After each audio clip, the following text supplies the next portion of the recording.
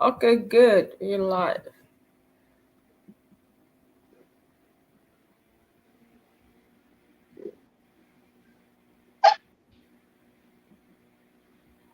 So let me get the link from you.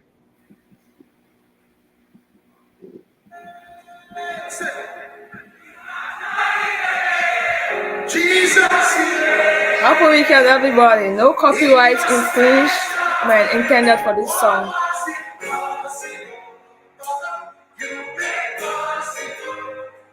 Jesus, yeah. So as usual, guys, we give a few minutes for those who are joining us to share so nobody misses anything.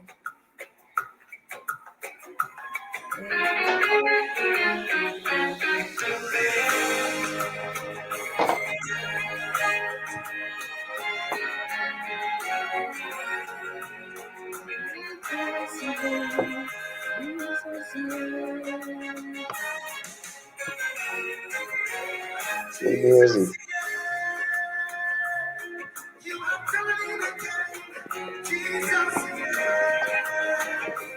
In your special way, what was impossible, you made possible.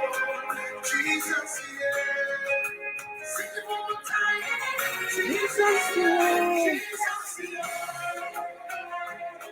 You have done it again. Jesus, yeah. In your special way. Hello, happy weekend, everybody. As usual, let's know where you're watching us from.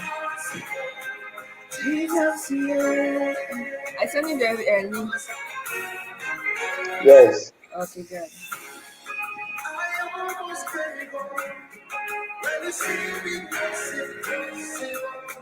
Hello, sis. Happy weekend to you. Happy. Can you see the comments?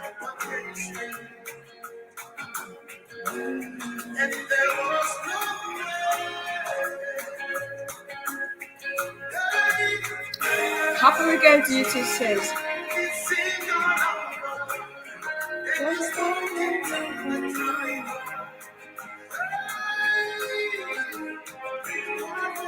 Possible.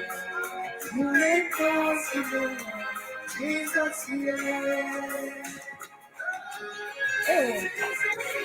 Sister, happy weekend to you too. Jesus, yeah. All right, I've seen the link. Your special way. Did you say something? No, I said I've seen the link. Oh, okay. Jesus, yeah. Jesus, yeah. Jesus, yeah.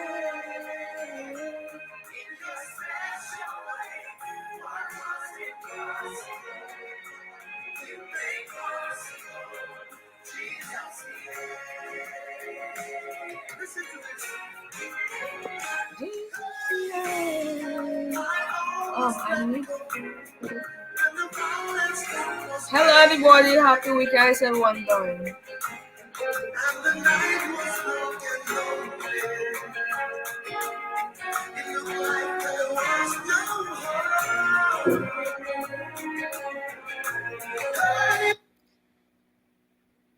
Okay, I thought you were saying something.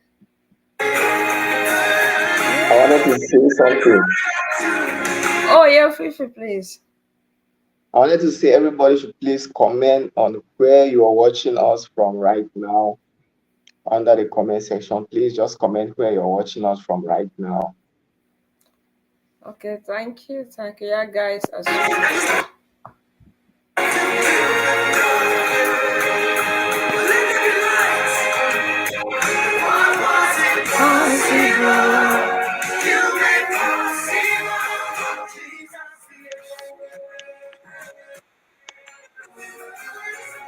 Jesus, yeah. You are born again. Jesus, yeah. In your special way, what was impossible. Hey, everybody, how we all doing?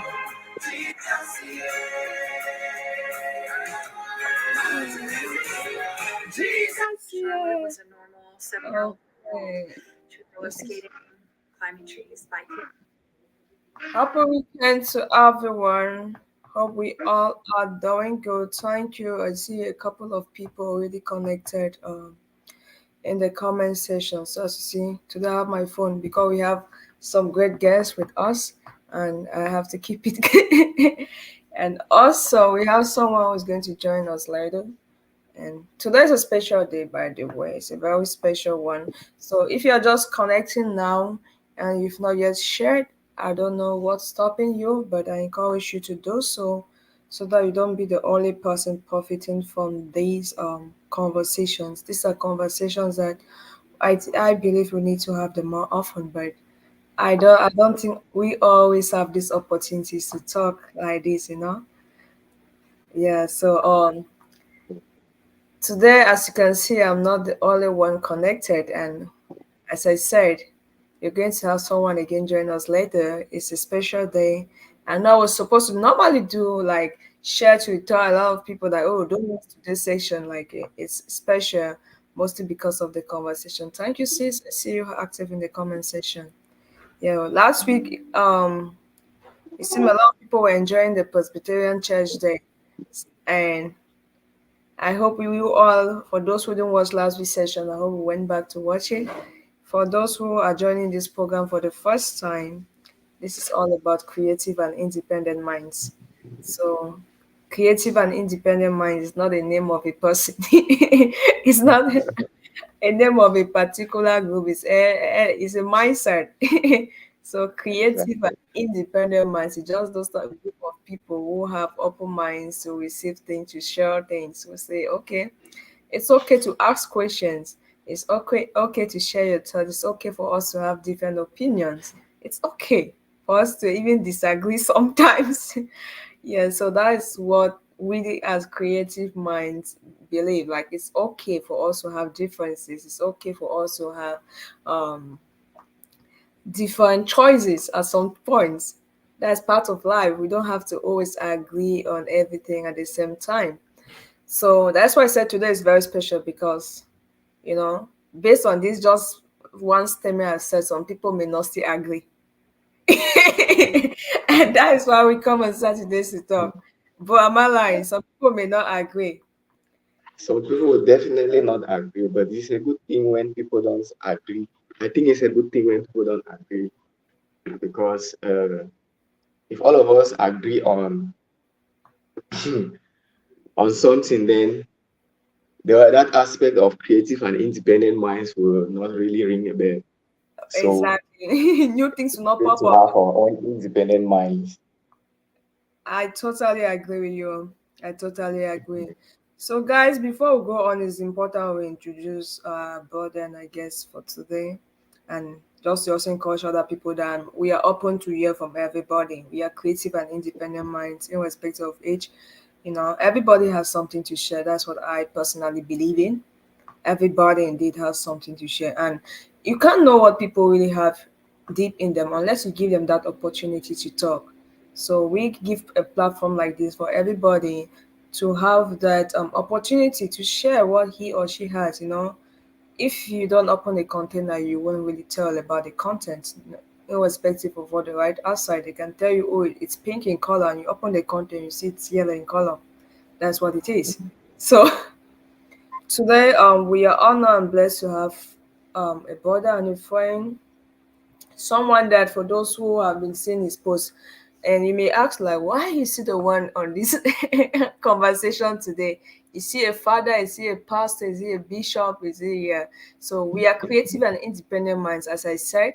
We all have freedom of choice to share our thoughts, and it's okay for us to agree and disagree. Disagree.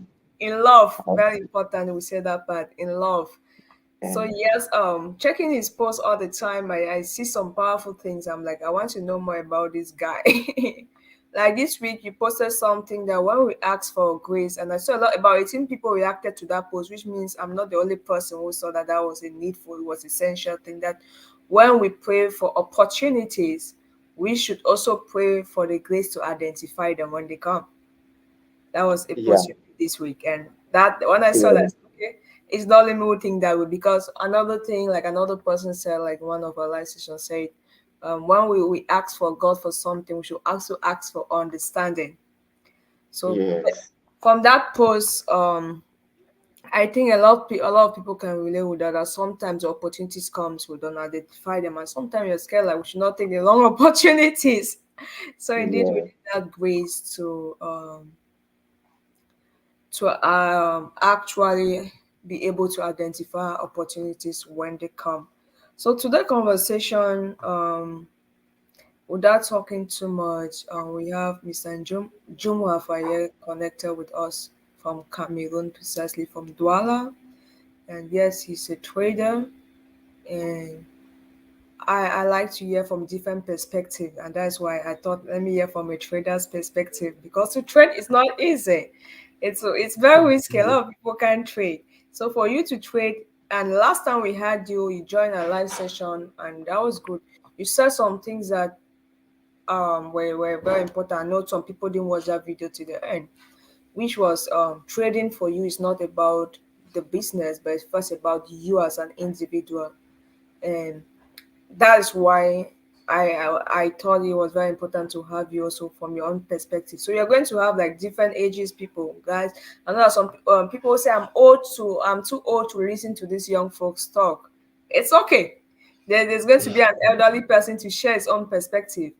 So I'm just Yeah. letting you know that that's how today is going to be like. It's not going to be from my perspective alone. I'm going to have other people share. And as usual, everybody is welcome. If you want to join the live, there's a link. Just send us a message. Send me a message maybe in the comment section. I think I should be able to send you the link there. Send your message. Anyhow, if you have my number, send a message to my number. It'll be the fastest way at this point. So once you send that message, we will be able to send you a link that you can join us live just as he did. So just to say everybody's opinion and everybody's perspective is important. Just this topic of today, somebody from UK probably me say, thank you very much. Like I don't know why people don't differentiate being religious and being spiritual. So somebody really like reacted to that. So that's why I'm like, I know they are pastors here, of course. I respect all of you. I know they are great spiritual people. I obviously respect all of you. And we want to hear from everybody. These are conversations. I say it should be open, and many times it's just like people just have to take what the father, the pastor, the apostle say.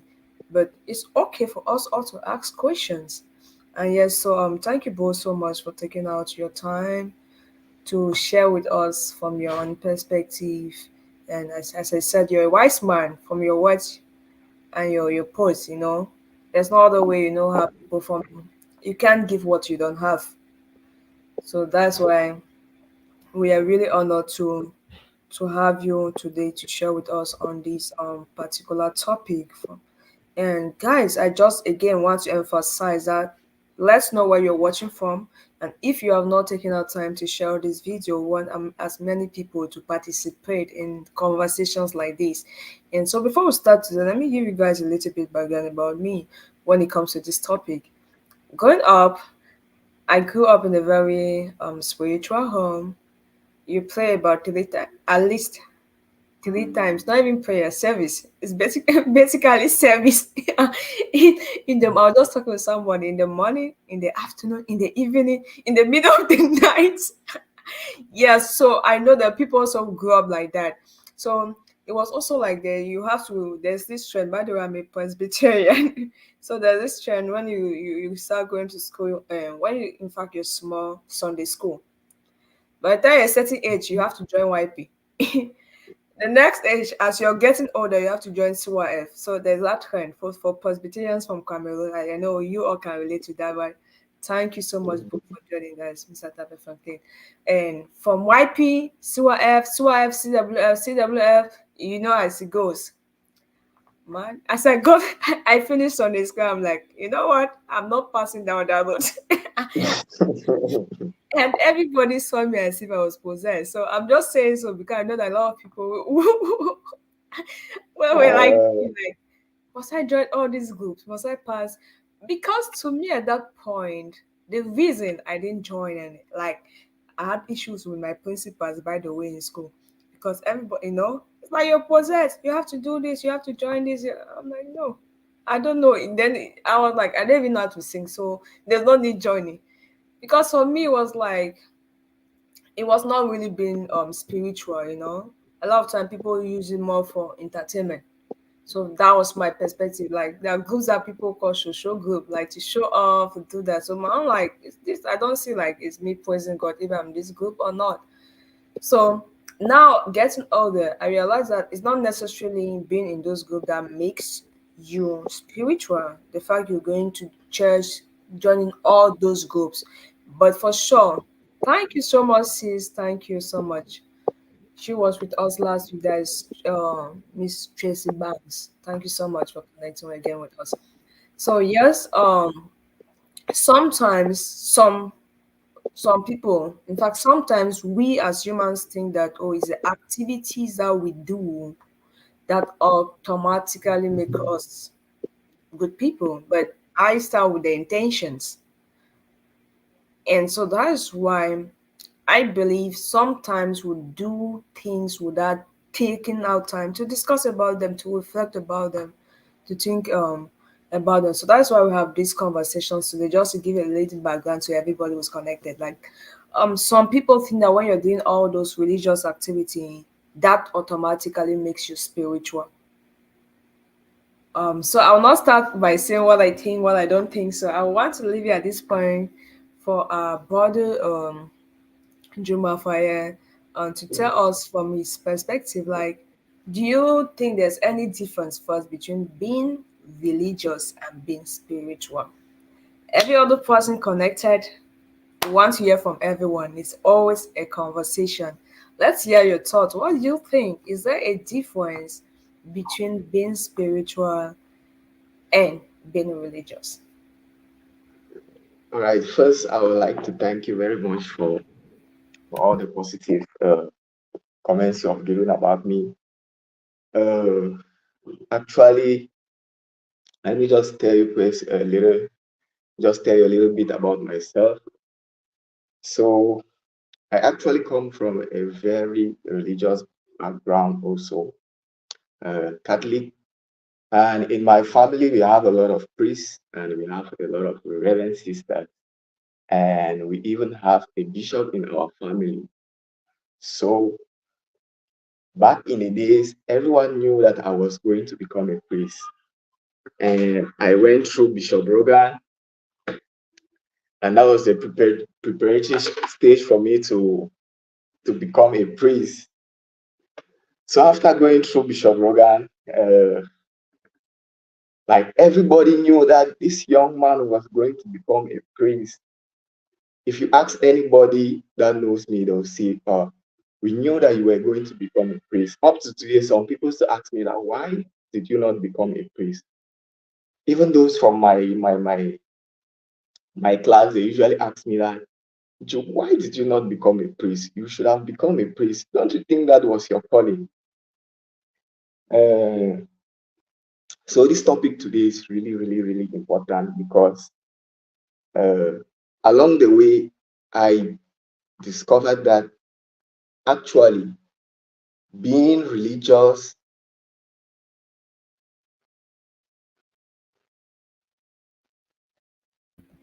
Dr. Gideon, we see you so much. We are going to have you in a few minutes. We are honored to have you with us. So, guys, as I said, today is a powerful day. Stay connected. Dr. Gideon is already in the house. So I just wanted to acknowledge his presence.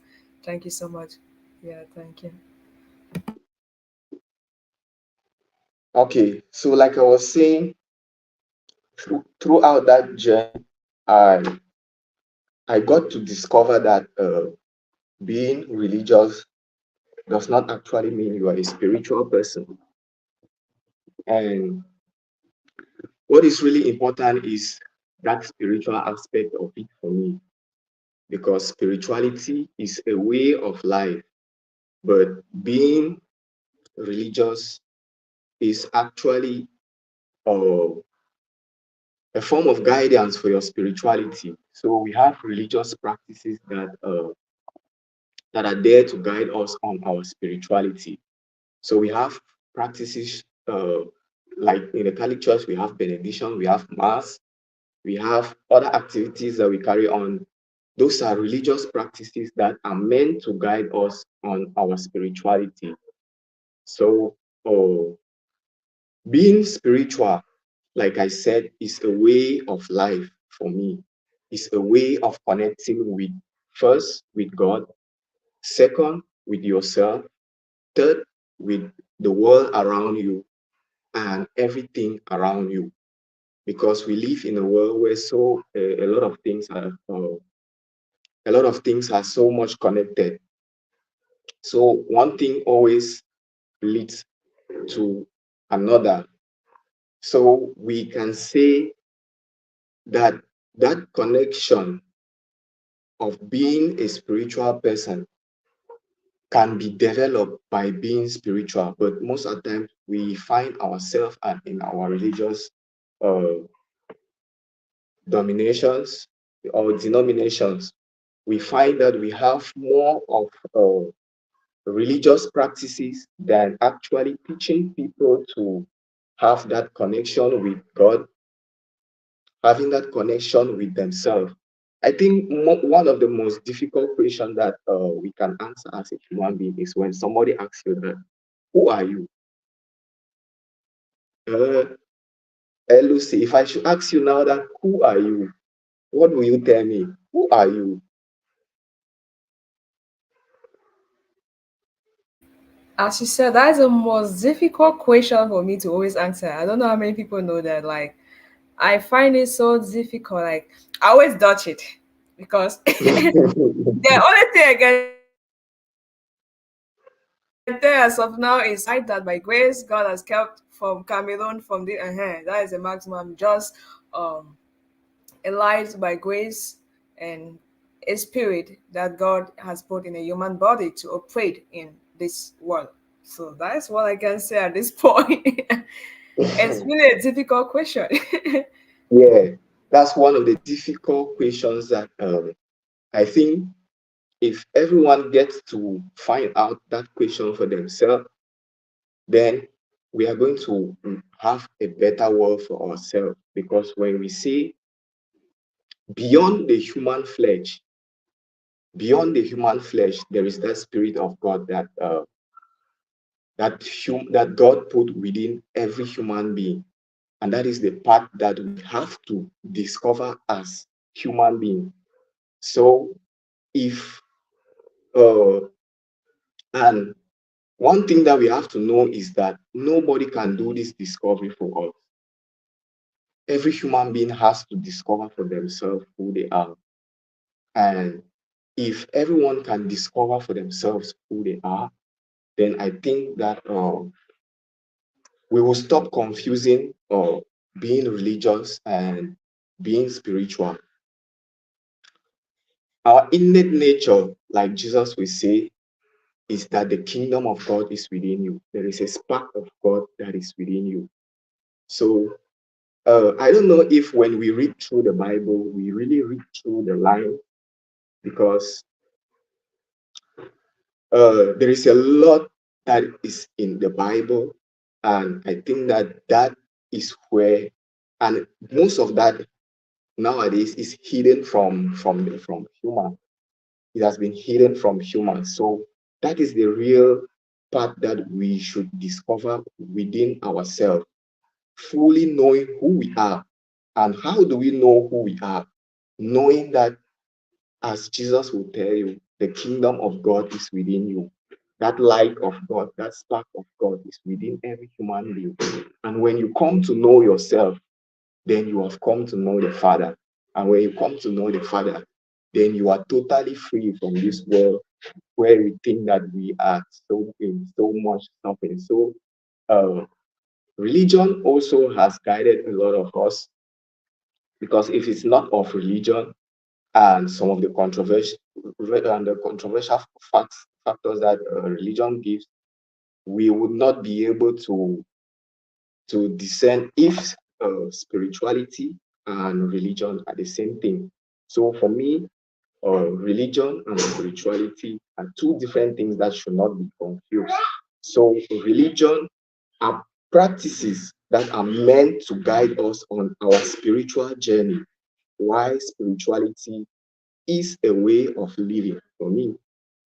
Lucy said, everybody has an individual mind and you, and that is the importance of human. When we find people trying to be like everyone else, that's where we have a big problem. So spirituality is a way of life for me, and it is a way of connecting to our divine self, connecting to God, connecting to nature, and connecting to uh, everyone around us. So that is what I think about being religious and being spiritual. Thank you so much. Thank you so much. I think you've hit a lot of areas. Before we welcome in our own doctor in the house, guys, let's know as usual in the comment section. What do you think? Are you spiritual or are you religious? Let's personalize it a little bit. Everybody in the comment section, tell us why you choose to be any of it. So thank you so much. There's something you said before. Well, there's some Bishop Logans in the house. I didn't know you went to Bishop Logan. I could have also called you father. Because I've been in a lot of homes with friends whose brothers decide one day to be Reverend fathers, and there was a lot of fire. I also have a lot of friends Yeah, who, yeah, I have friends who went to Bishop Logan's, and at some point in their life, they wanted to be fathers, Reverend fathers. I have yeah, at least five of them who yeah. wanted to be Reverend fathers, and some of them I asked them today, what happened? Is it they wanted to get I'm not like going to tell you guys. I'm not going to tell you guys what happened. If you want to know that, you can come and contact me privately. okay, I will need to know because Bishop Logan, for those who don't know in Cameroon, they call it Simi Seminary, right? Minor seminary. Minor seminary. So they call it minor seminary. So and it's a Catholic school, boarding school, right? Yes. Good. So it's a Catholic boarding school for those who don't know. And so most of the students from that school, when they come out, it seems like automatically they themselves, first of all, want to be Reverend fathers. It's not like people, I mean, forcing in your own case is a rare one. Like most of the people I know are the ones who, when they come out, they want to be Reverend fathers. Then Yes. just after some moment, or give them 1 or 2 years, they change their minds. So thank you. It was nice hearing from you. So we are going to add Dr. Gideon here, but before I add it, guys, this is a powerful and super blessed. I'm really blessed, humble, and honored to be in contact with Dr. Gideon Fomukwa. And what I know about him first is somebody who is very intentional with his life. He's very intentional with everything he does. That's one thing I like most about him. The fact he's intentional with his life, with his things. But as I said, personally, from your post, we can tell your perspective, we can tell about your priorities. And that is something personally I love so much about Dr. Gideon. And another one, he's very, very humble and simple. Is very, very humble and simple. He doesn't even like calling him doctor, for example, which, as an African, I tell a lot of Africans, you don't put that title in their names, Mr. Doctor, Mrs., all those things.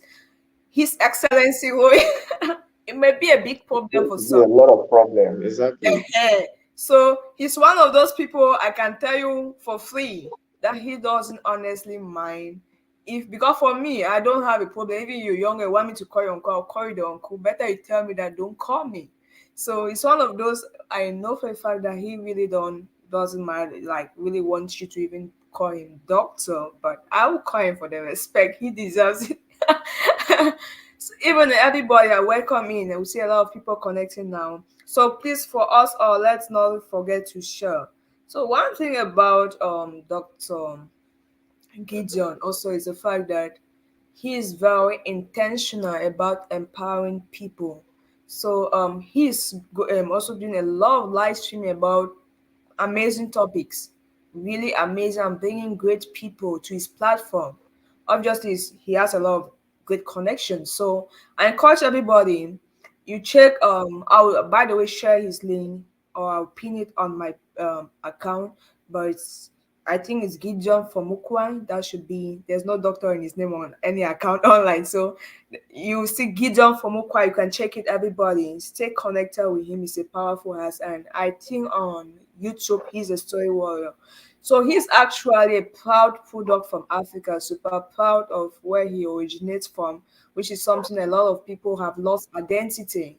Like you go and you forget where you come from. So that's why I say he's intentional. That's why I use the word intentional. He doesn't forget where he comes from, and he says he's a product from Africa, processed in Asia, packaged in America, and distributed worldwide. As a kid growing up in Africa, Dr. Gideon from Ukwa used to be very mischievous. Everyone in his village said he would end up in big trouble. You know what? He ended up in North America. And guess what?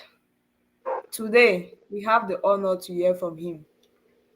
He is the story warrior, by the way. Another thing is he is a business strategist and a leader. Leadership is all my definition was I use one word, service. And when you see Dr. Gideon, you see service. Call him at any time. Dr. Gideon, please can he's available. So he's an extraordinary leader, and so we are really honored to have him with us today.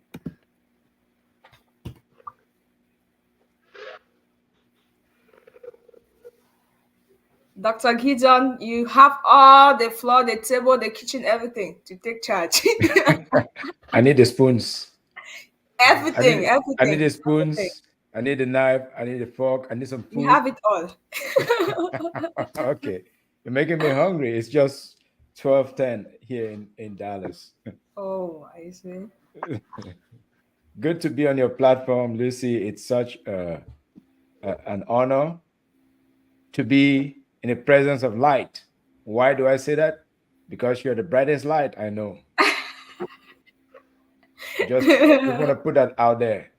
Your presence, your smile, your commitment, your the way you touch on things, the way you interact with the world, it's amazing. So I feel very blessed to be in the presence of light. And to your followers, your fans, you guys are not wrong. You know what you're doing. You have done your homework, and you know where there's true light.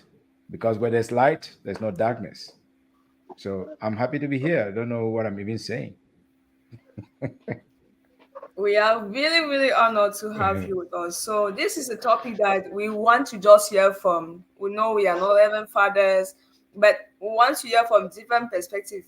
Of course, we are far younger than you. So we are really honored to have you also, to just the fact that we have an elderly person with us in the house. These videos, I have uncles, aunties who have called me, and I'm surprised to tell me they watch my videos. So it's a blessing for me to also say these things, because sometimes, as young people, let me say this by the way, as I said, why do I do a lot of these things? Because there are some things I used to think as a kid, and they call this stubbornness. For example, if an African father, I'm not saying like my biological father or mother, but I mean like elderly person tell you move, and you're like, please, why am I moving? Why so? This child is very stubborn. So that was my case. Most of the time, you can't just tell me move. I have to ask you questions. But I believe it's okay. Sometimes those questions even help you from the person who is sending, like move, to even take some time to ask if the child really needs to move or not. Mhm. And so I'm saying all this to say, for the people who are younger than us, who say, because now we don't know who is holding the phones. You don't know who is having the laptop. So I just want us to always be that intentional. I don't know how many adults know that whatever you post, someone is reading, and the person who's reading may not be the person you think is reading, may be the child.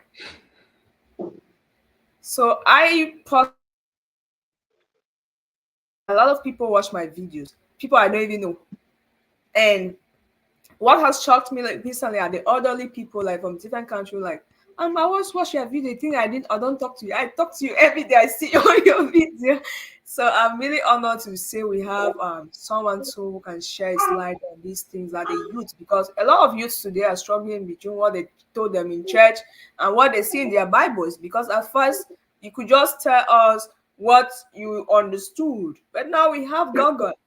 As you say, we are goggling it, and I just want us as this generation to be more intentional to know that it's not just the fact that those days that one person had a Bible and that one person will read the Bible and come and explain, and people just say, "Okay, amen." No, this generation is different, so that's why I really honored to say we have you in the house to share your own life. Like, so I'll just ask you very few questions for you to share with us. Like, it's personal, of course.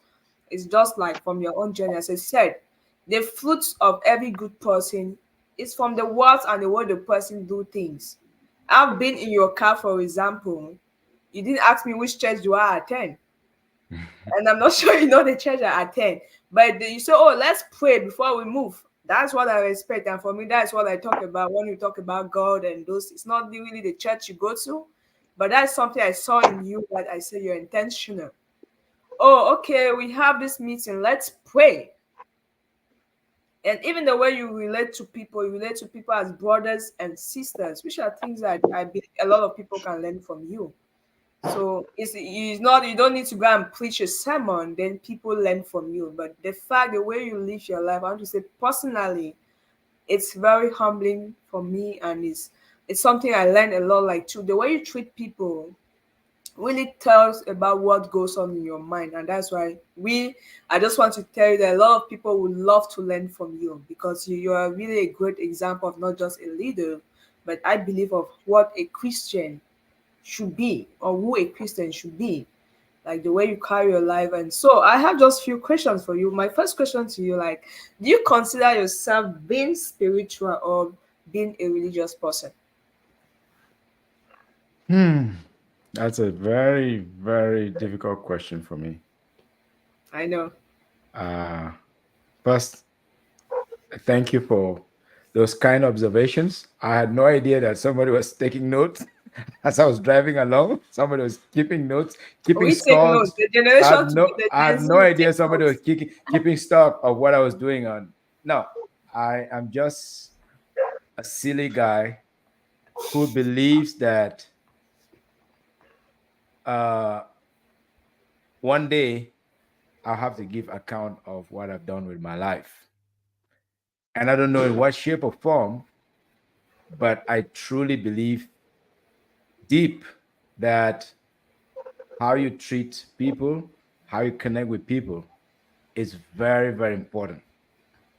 So, to a large extent, I think I'm a spiritual person, but do I go to church every day? I bet you seldom. And no pastor will tell you that, or reverend father will tell you that I got this guy on my calendar I'm checking off. No, I, through my existence, through my journey from Africa to Asia to America to Europe to other places, Middle East, I've come to believe that this beautiful world was put together by someone. It could not have been by sheer accident. It cannot be by accident. If you take a close look, there's a master, there's a designer, there's a man or woman or someone who put this together. So I'm profoundly spiritual to a large extent. Am I perfect? Far from it. I'm not even anywhere close to Mr. Jump, as deep thinking as he is, as gentle minded as he is. I'm a little crazy. So I I would answer that question by saying I believe I'm a spiritual person. That means I have deep thought that this world is bigger than me and it's all interconnected, and that there's a mighty one that created this universe and this existence that we're taking for granted sometimes, and that religious people, they have their own place. Religion has its own place. However, I feel that sometimes it gets in the way of helping us to become better. It does contribute positively, but very often I also have some skepticism, or I have some um, I have some concerns about the way that they conduct it, because sometimes they really take it in a very, very negative direction, or in a direction that feels like it's self-serving and not serving others. Others. So that's just my very long answer to a very short question. Okay, thank you so much, guys. Let me know in the comments. And thank you, sis Vicky. Thank you, Franklin. Thank you, everybody. I see you all. I just want to say I don't know if everybody see that I made the right choice, because I know I did a perfect choice by grace, and I just want to give God the glory for directions and discernment. To know that these are the two most perfect men I could hear from this day, this time, because all what is said is what I've come to learn too. And as I said, I don't believe a lot of people understand this. Because if we take, for me, if we take what they have said, there's something in common. They didn't talk about denomination, religion so much, if you notice in all their conversation. Um, like my brother, Mr. Jim said, "Oh, I'm a Catholic with all the like priests in my house. Everybody thought I was going to be the next priest." I mean, he went to church not only on Sundays. Let me emphasize on that. He's going to Bishop Logan means you have the mass in the morning, in the evening. Let me emphasize a little bit on that, because I went to a Presbyterian school, by the way, for 7 years. So from a Presbyterian home to a Presbyterian school, and I was supposed to go to a Presbyterian university. so so we know how it's not you guys, the people who go to church on Sunday, they preach, you come by, you do religion as a compulsory subject, so you have to read your Bible by force. But there's a difference to me now. I was a good religion student, by the way. I don't want to tell the other part. They ask all my pastors, my chaplain will tell you that yes, she was good. She defended where she came from. That most of the things she already knew them. But I had a lot of questions, like Dr. Gideon just said, and that's why I said there's a lot of things common with these three people. You see, yeah, you know your minds. People who think like you when you meet them. You don't even need to meet them in person. That's why I copy a lot from Dr. Gideon. He thinks he's doing. I'm not. I'm copying. I'm saying I copy. Don't copy the bad things. So guys, that's Take why the I good tell people. ones. Take the good ones and ignore the bad Of ones. course, we don't just copy. So that's why we have a vision of know who you follow and follow humbly. And that's why I have to tell him I'm copying. So there are some things that he may have done as a mistake. He said, I hope you did not copy this one. So he tells me that also. That's why you have to be intentional that even if you're following somewhere. Thank you, Nepsol Speed. Happy to have you today with us. So, guys, let's know in the comment section, what do you think? Like, what to you do you say? Are you spiritual? Are you religious? And is there any difference between the two words? Because this is basically what I want us to take home today. Is there a difference between being religious and being spiritual? And how do these things connect? I don't think, like I said, this is not a job for pastors or whoever in the churches to do. It's for us to talk about this thing, because sometimes we don't believe that it's okay for us to have different things or to question things, and that's why people become so religious. And that's why personally, it's why I think it's a problem, and that's why I talk about the poison of over religious and fixed mindset. I'm going to give an example before we go to the next set of questions, and I hope my brother is going to come by. I think it's network. Growing up, as I said, I was a good religion student, so I learned my Bible right from Genesis to Revelation because I had to do religion studies. In the other aspects of the Bible, we did it as students. For me, my own kid brother even took upon himself the challenge. That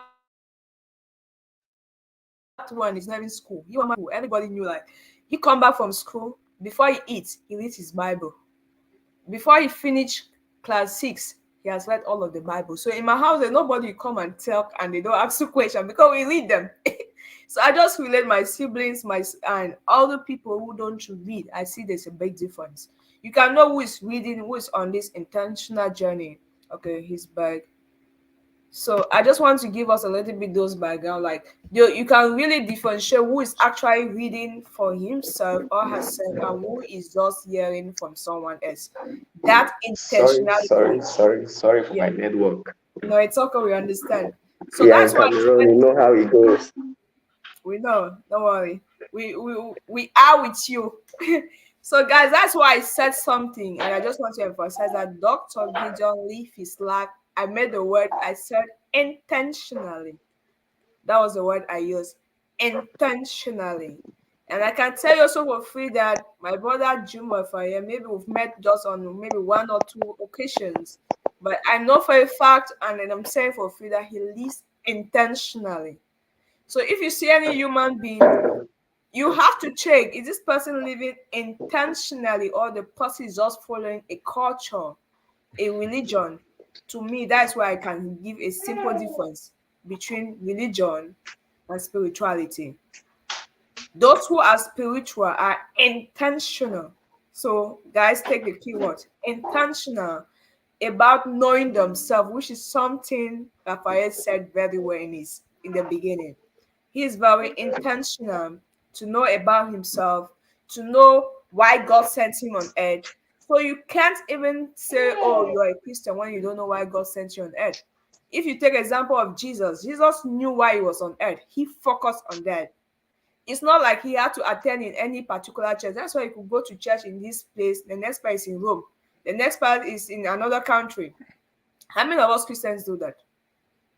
So, yes, of course, I totally agree that there's a big difference between being religious and being spiritual.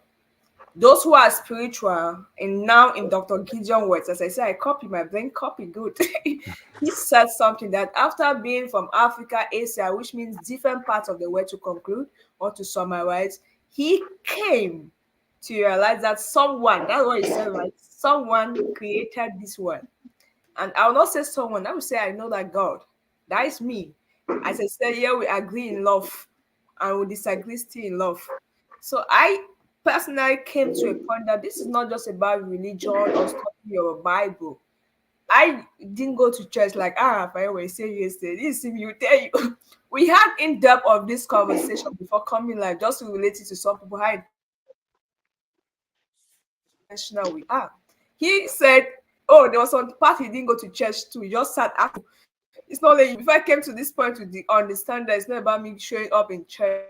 I said no. It was because I had also these moments that, guess what? I didn't.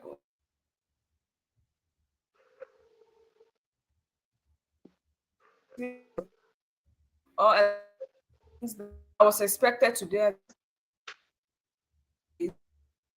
We can see the network unfortunately is shaking, but Grace is covering this particular conversation, so you have to proceed. Thank you. I see a lot of people joining here. They say, "What does it mean?" So, I want to also try to interact with all of you.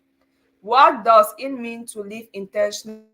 That's a question we have in the comment section. So, I have great men here, and I may want to sit quiet to see if any of them can help us to answer the question. So, we have a question from one of my brother, Fabrice Wanji.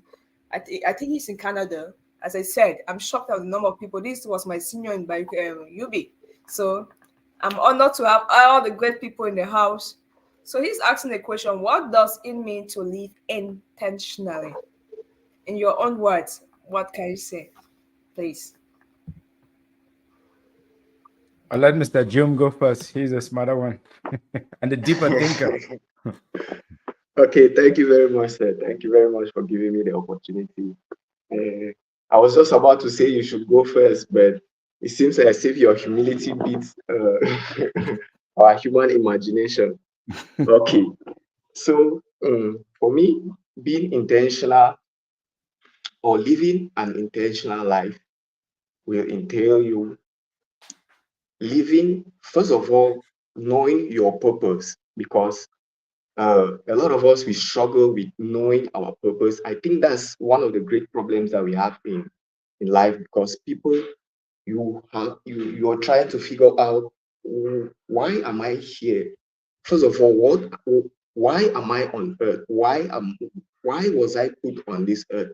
So that is actually a question that if you cannot get to first of all answer that question, knowing your purpose, and I can tell you from experience, knowing your purpose is actually one of the very difficult things that we can do.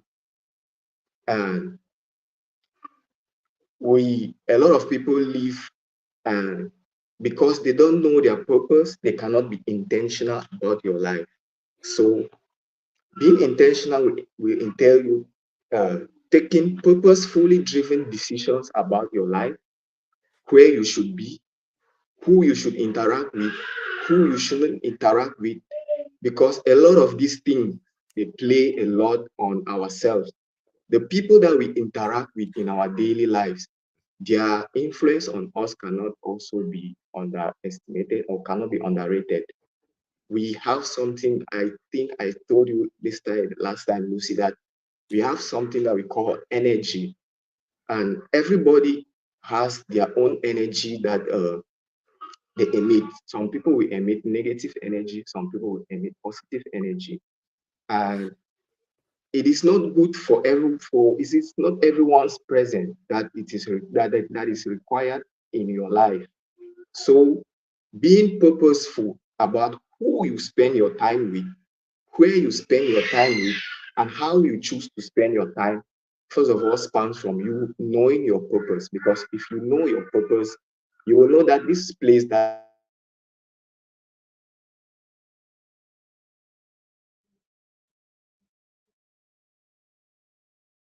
I'm going to, Oh, sorry, Sam, his network is disturbing.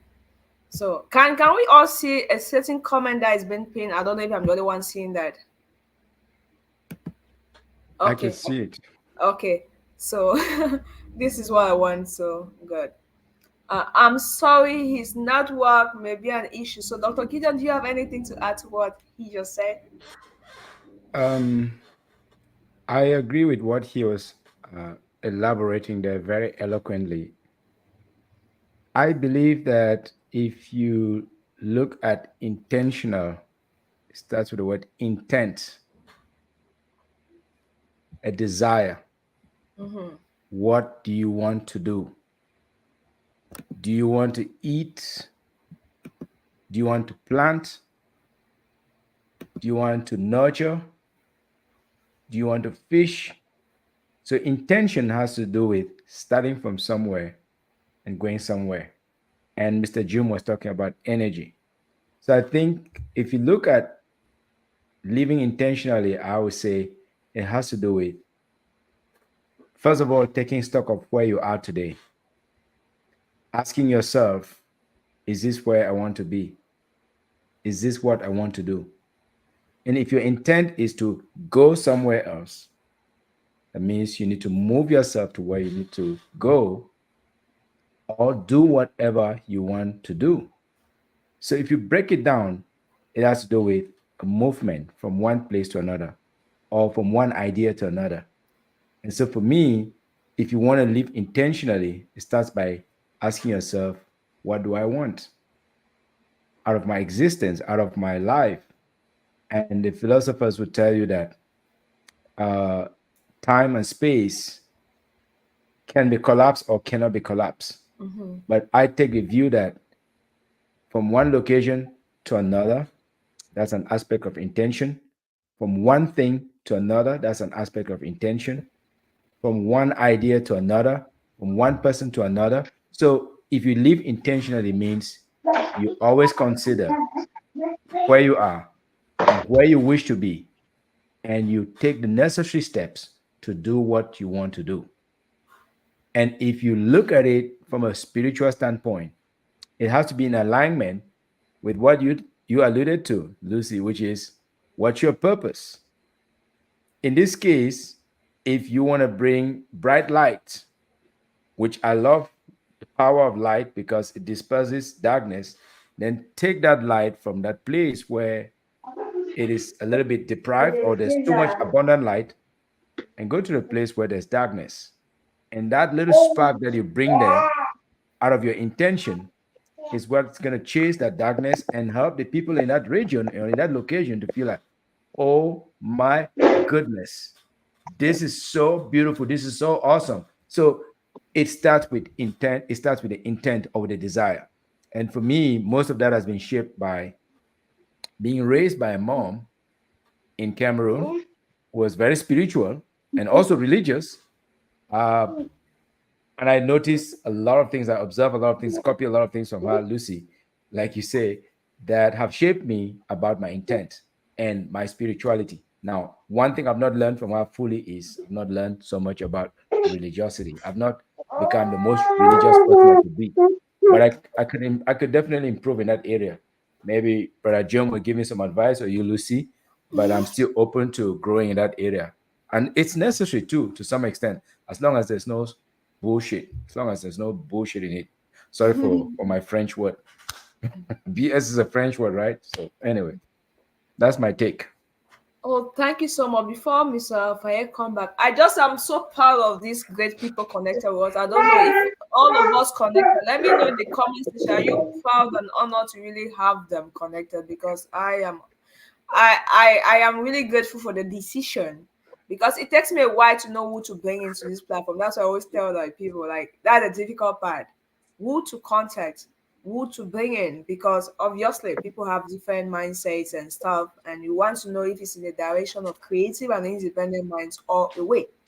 So I'm really grateful for this particular session, and I'm happy. I'm seeing a lot of great comments, questions, and people have been really active in the comment section. So just to interact with all of you, that I'm seeing your message. Like Wanji says, thank you because he asked a question. For those who access the network is breaking, is that's always, and I should pin the comment, the question in the comments, and that's the reason we have the comment, the question on the screen. So if you can see the screen, you can see the question. What does it mean to live intentionally? And for my sister James Mbong Mathe, I see your comment. She has a comment. I know those who, some people are watching from YouTube, by the way. So I'm going to read that particular comment before we have back Mr. Juma. She said, creative and independent minds means to do something deliberately. Deliberately. You really know that what you are doing is not good, but you go on, you do it. I love that so much, and I'm proud to say these are one of the people that every Saturday she's always waiting for a post immediately.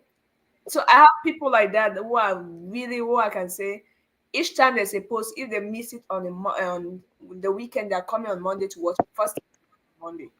So I'm really proud for all creative and independent minds that comments, and you all are great and blessed people indeed. You're really blessed. And let's keep our light shining wherever you're connected. That is the goal. We all must keep the light shining. So we are coming back to Mr. Njuma Faye. He said something important, which for me, I'll just also add. Self-discovery has been my greatest discovery on earth. Not to brag, I've done 2 masters. One in molecular biotech, another one in food science.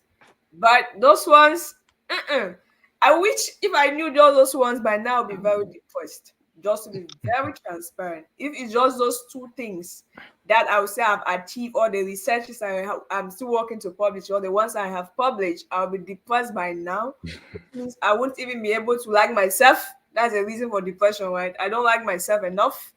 And all what they are saying coming to me, but seeing me coming courageously like this is because I know who I am. And that's why I said that's the greatest discovery, the greatest achievement for me now as a person. Which, when he said that, and Dr. Gideon said something about purpose, I had to ask myself, this Facebook account that you're connected to today was about to be deleted when the creative and independent minds idea came in, just to give you that small detail. So you should understand what it is. But for the moment I discover my purpose, I'm like, it's not just the reason I get depressed is when I have things to say and I can't say them. That was my case. I don't know about you. If I have things and people want me to just take what they say, and I know what they say is not the truth, that brings me down to a 0 point. Like, so I have to learn that I have to stand up for what I believe. You must not agree. It's okay to disagree. And that's why I see I have now the power and authority of my life. So that authority and that intentionality. So because he asked, the question was, what does it mean to be intentional? I would say, in Dr. Gideon's word, identify where you are, where you're going. That comes to what? Self-discovery. Do you know who you are? Do you know where you are? Do you know where you're going? Do you know what you need, who you need? Those questions, if you're able to ask those questions with the to know more, with a desire to do something different, not to do the same thing. That is what intentionality is all about for me. So, Mr. Affair was saying something that his network big. So, as usual, we want to really hear from everybody. We see great people connected. And for YouTube guys, if we do our best to connect to everybody one on one, everybody, I mean everybody, leaving out nobody. So if you see your message not being responded, as I said last week, for some reason after live sessions we don't see comments on YouTube. I saw just one after, but of course I saw when we are live, I see people who are active. So don't feel bad that we don't answer your comment. From my end or from the administrative end, we don't see those comments for YouTube. That is for YouTube specifically. So we are still trying to see what's causing that, but they say community whatever guidelines, just to let you know that we don't ignore your comments, we don't ignore you. It's just we an issue that we don't even know what we can do about it at this point. So thank you all.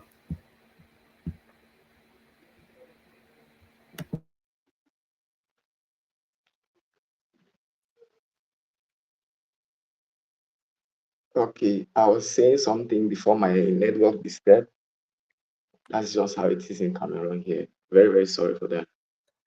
So I was saying that for you to be able to live an intentional life, first you will need to discover your purpose on earth. And the topic of today is very, very important because I, for one, it is a topic that kept me awake for nights.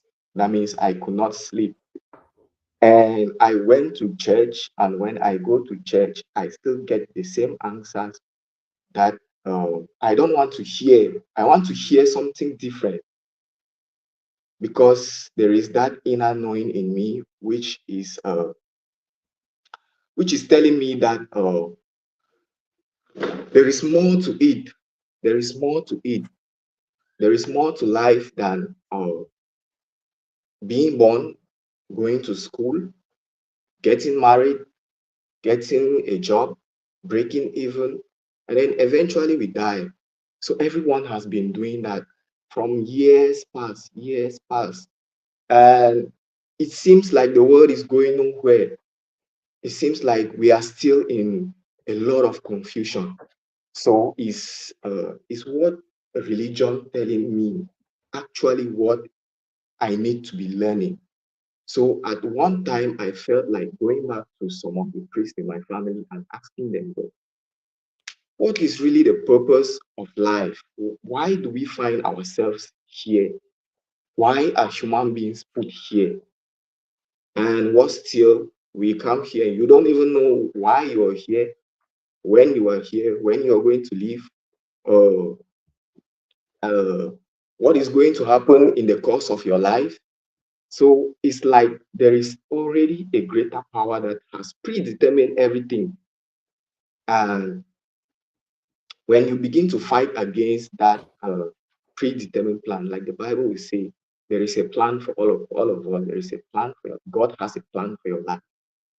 And when you come to discover your purpose in life, then you will really get to know that before we are born into this world, there is already a plan. There are certain people that you need to meet on your journey.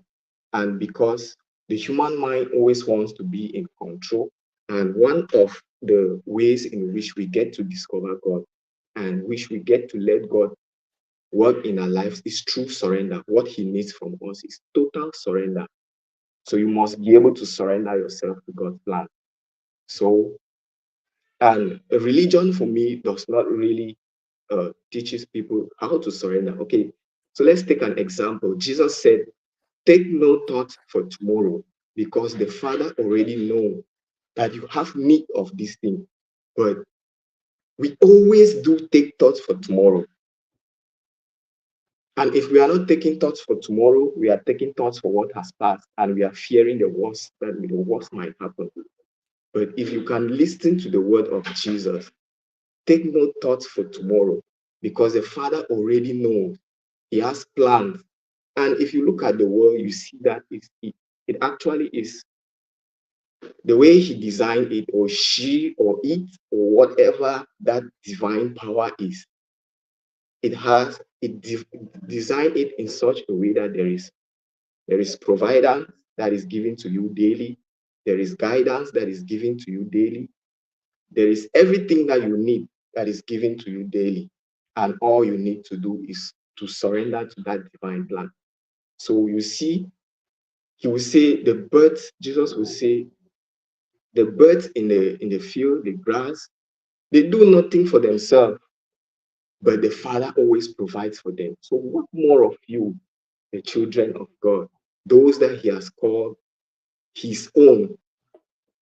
So we don't really take into account all of these words. So actually, I came to discover that there are deeper meanings to all of this. And if we can surrender, if you can surrender, I cannot begin to tell you my personal experience, because your spiritual journey cannot be experienced by any other person. So when I see people running from one pastor to the next, to the next, to the next, that pastor cannot live your spiritual journey for you. You are the one who is to discover who you are. You are the one who is to discover your purpose, and you are the one who is to become intentional about your life. So it is something that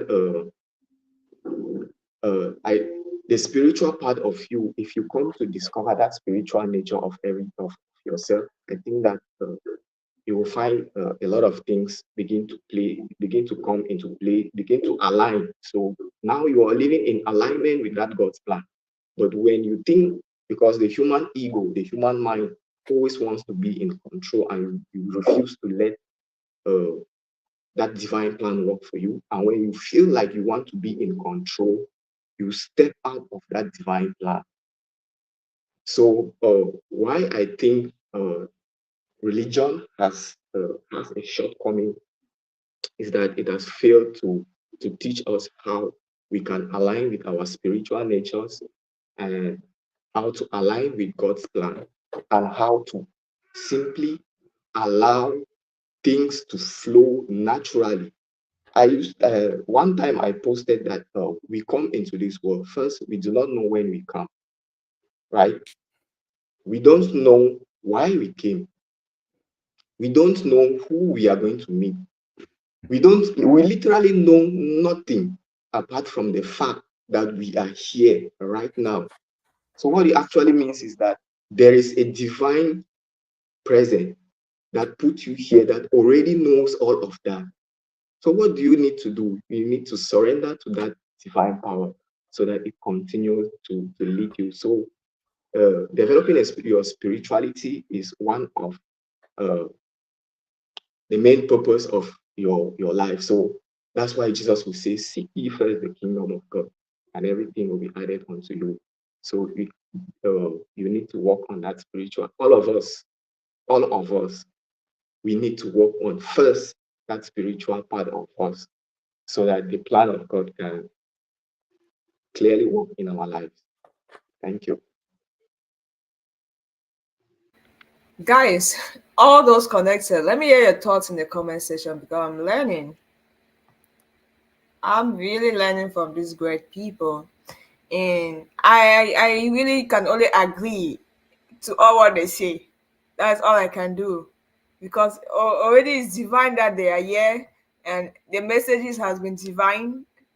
I know when we talk about spirituality, God, I told Raphael yesterday that I know when it's not a convert, whenever I post about money, the post is really, you get on my status, on a lot of people will comment on that, but by the time I post about God, I know that for a fact. So guys, let me tell you, I know it. So I told him yesterday that if we take this conversation and just make it spiritually, it will bore a lot of people. That I know. Mhm. But this is where the next set of questions are going, and that's why I needed also Dr. Gideon to be here. Because I am somebody who as I am here, if I want to do anything, I'll succeed. That's my mindset. I know many people have asked me, where do you have that mind? I don't do anything with the mindset that I may fail, and I've never failed. Not to brag, but just to say, That's a conviction in me. I've seen people who start something from the beginning. They have said if they will fail or not. Why do you start it? So where do I have this type of mindset from? All these people connected, I will tell you again, they have the same that mindset. If Dr. Gideon is in, he's in. If Rafael is in, by the way, I've done business with Rafael. If he's in, he's in. If he's out, he's out. That is him. So that is what is why another thing is common among people who are being, for those who ask about being intentional. So ask yourself, like, am I like this, or I just do things where people are going, or what is trending? I will not come, for example, I have a conversation here just because something is trending. It will never be me. It can't be me. And every day Facebook give me those updates like, oh, to make your content more this, do trending stuff. I tell them that it's not me. People have called me like, hello Lucy, like, for you, you can do this. I'm like, I understand you, but till God says so. So that is to say, you need to be at the level of knowing yourself and knowing what your priority is. The key thing that if you don't know how to differentiate who is spiritual, sometimes we will take this don't judge to don't know, two different things. There's a difference between you judging and you advising, because you can't say your intention and you don't know what is good or bad. That would be a big lie. So this is important. I say why we are saying all this is not just for spirituality, is to say it affects us even the way we interact with each other. So it's not a church thing. It's not a religion thing. The way Dr. Gideon interact with me, I understand that he's spiritual. He didn't need to tell me. The way Rav interact with me, I understand he's spiritual and he's intentional. So when you interact with people, that is the message we will transfer. So irrespective of your age, irrespective of your level of education, irrespective of the church you attend, how many days you sleep in church, how many times you fast. Those things are really expressed. The real thing that express is the way we live. And to me, as a Christian, when I understood that part, I understand that Jesus could go and sit comfortably with a prostitute and talk with her in love. How many people in churches today do that? Let's be real. Guys, this is where I want the conversation to get started even. How many, you go to church, people will look the way you dress from head to toe. They know the chair they should give you. Exactly. That is where we take the religion to a negative level. I'm with Rafael 100. I say everything they say, I'm just here to agree. And guys, you know me, I'm always on my point. I don't beat around the bush. So we can't say, oh, this thing, because it's a pastor, it's an elder, it's a church that is doing it, it becomes right. It is wrong. So we as creative minds, that's what we do. We stand for what is wrong and we say it's wrong.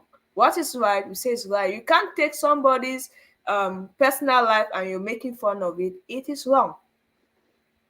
So yes, a lot of things, and you say you're praying, you're fasting. So guys, it was in as much as religion is helping us, a lot of us, as Dr. Gideon said, from the way the mother was living, he copied a lot. I came from a very spiritual home. The fact that I can even know that the Bible is where I should go to and ask God is because of what they trained me in the house. To know that, okay, if I have a difficulty, I should pray to God instead of being depressed. I was trained that way because I went to church and I saw miracles. And miracle for me is not the fact that somebody who was this had terminal illness and the person, no. You sleep and get up each day, it's a miracle. So it's that level of awareness. So now, for all those who have been asking me in my inbox that which church do you attend now, I've not changed church. I don't change church. I don't change God. It's one God. So if you invite me to your church and it's not just for food and drinks, I will come. I don't have it. We are one. So those who have been asking, are you not a Pentecostal? Because I have that question a lot in my inbox. Are you not a Pentecostal? I don't know what you mean. I just have decided to be more intentional with my relationship with God, and I know that for a fact that it has changed me a lot. If you know I'm not the person who used to ever talk to people like this, but you see me, it's easier for me to talk with people. Why? Based on the awareness. I was not the person that mind people's business. It was just me, what I want, get my results, get my things. But now I'm more concerned about other people. I intercede for people a lot. People got into my inbox also a lot. Like Lucy put me in prayers for this. So a lot of things like that come in. Why? Just because you're intentional with your relationship. So this next part of the question, without me talking too much, for everybody who is connected, we want to hear from you too. As I said, you can still request to join this stage. So you can request for me to send you the link. What do you think? Because we are going to have amazing people still share with us what from their observation. And as I just wanted to clear the air that, of course, sometimes you may be seeing something from your angle that you know it's wrong, but because every other or the majority of people you think are spiritual and makes it look really or good, you feel like you are the one who is wrong. And that's why for me, I think it's a very important creative to have open conversations like this. You may be thinking that's the same thing I was thinking, like Raphael, like why in the church, why they preaching only about this? They're not talking about this part. Because I had a question, there's not the church to tell me, it's God to tell me. Simple. I don't go to church expecting them to do everything as Ralph said. So you need to come to that level of understanding that the church has a part to play and the end there. There's a word comes from God. In fact, you need to even get God before you know the church to attend. How many people pray to God for direction, like which church should I attend? It took me 1 year to know a church to attend where I am. For 1 year, I didn't really go to any church like this. I went like to fellowship, attend, like God direct me which church I go to. But a lot of times, see, like Raphael said, typically in Africa, people come to this church, wait for miracles, no miracles, move to the next church. If the miracle does not show, the next church. So, to everybody, what do you think are some of the beneficiary things that we have benefited from religion? Now, understanding, assuming that we all at this point know the difference of religion and spirituality, or being religious and being spiritual. My question is specifically for religious activities because I've also heard a lot of people, mostly in the diaspora, talk about offerings, pastor exploiting. That is some pastor, which we are not yet to deny that. It doesn't mean all pastors are exploiting for offering. I go to church. No pastor have ever driven me out of a church. I've attended different church because I didn't give offering. No pastor. That's my experience. So of course, it depends the church you go to, it depends the people you encounter. We have those things that people are doing that are not good. So our question is, please, what are some of the observations you have or some of the things you think religion has helped you as an individual, then the nations? That is the first question. In the same time, just to save time, as we are giving our conversation, we are giving our thoughts, we are giving our experiences, our opinions, everybody is welcome in love. Remember that, please. Let's also give some things that we think may need to be addressed in this generation. And for pastors, a lot of pastors are doing great job with that. A lot of I see when you have the right mindset, you help you to know the right pastors. That's another thing. If you don't have the right mindset, you don't identify the right pastors. A lot of pastors I've seen. As I said, when I say things that are in the right mindset, few people comment. When I say things that are regarded to money and my personal life, more comments. I understand us. That's how we flow. So for mindset, So let's feel free today to please share those different things. So I don't know the year who wants to go first. So as I shared, I just really want to encourage everybody as we've been doing today. Let's keep the comment section really busy. This is a conversation I know is going to turn a lot of mindset and make more people have peace with themselves first. That's the intention. Peace with yourself, not poison yourself with what religion is doing or is saying, but make sure you're doing the right thing and you're at peace with your God, yourself, then people around you. So I'm waiting for you guys to go. Maybe Dr. Gideon will have something because it says something like, which I really agree with you that there are some things that you feel you're taking it to the extreme, and that's why I said over religious. over religious and fixed mindset. Yes, because I also agree with you that. So maybe share your own from your perspective. That I may have mine Yeah, after you comment. perhaps I can share, since I'll have to jump off and go attend a meeting very soon. I have lived in a country where there are Buddhists everywhere, there are Taoists, there are Hindus, and Christianity is just one small fraction of the entire society. And I went camping one day with a brother who is a Buddhist, and we were deep inside the forest, and it was part of our uniform officer training program. And I think there was it was like a wasp or something that was flying towards me, and it was almost like it's gonna sting me.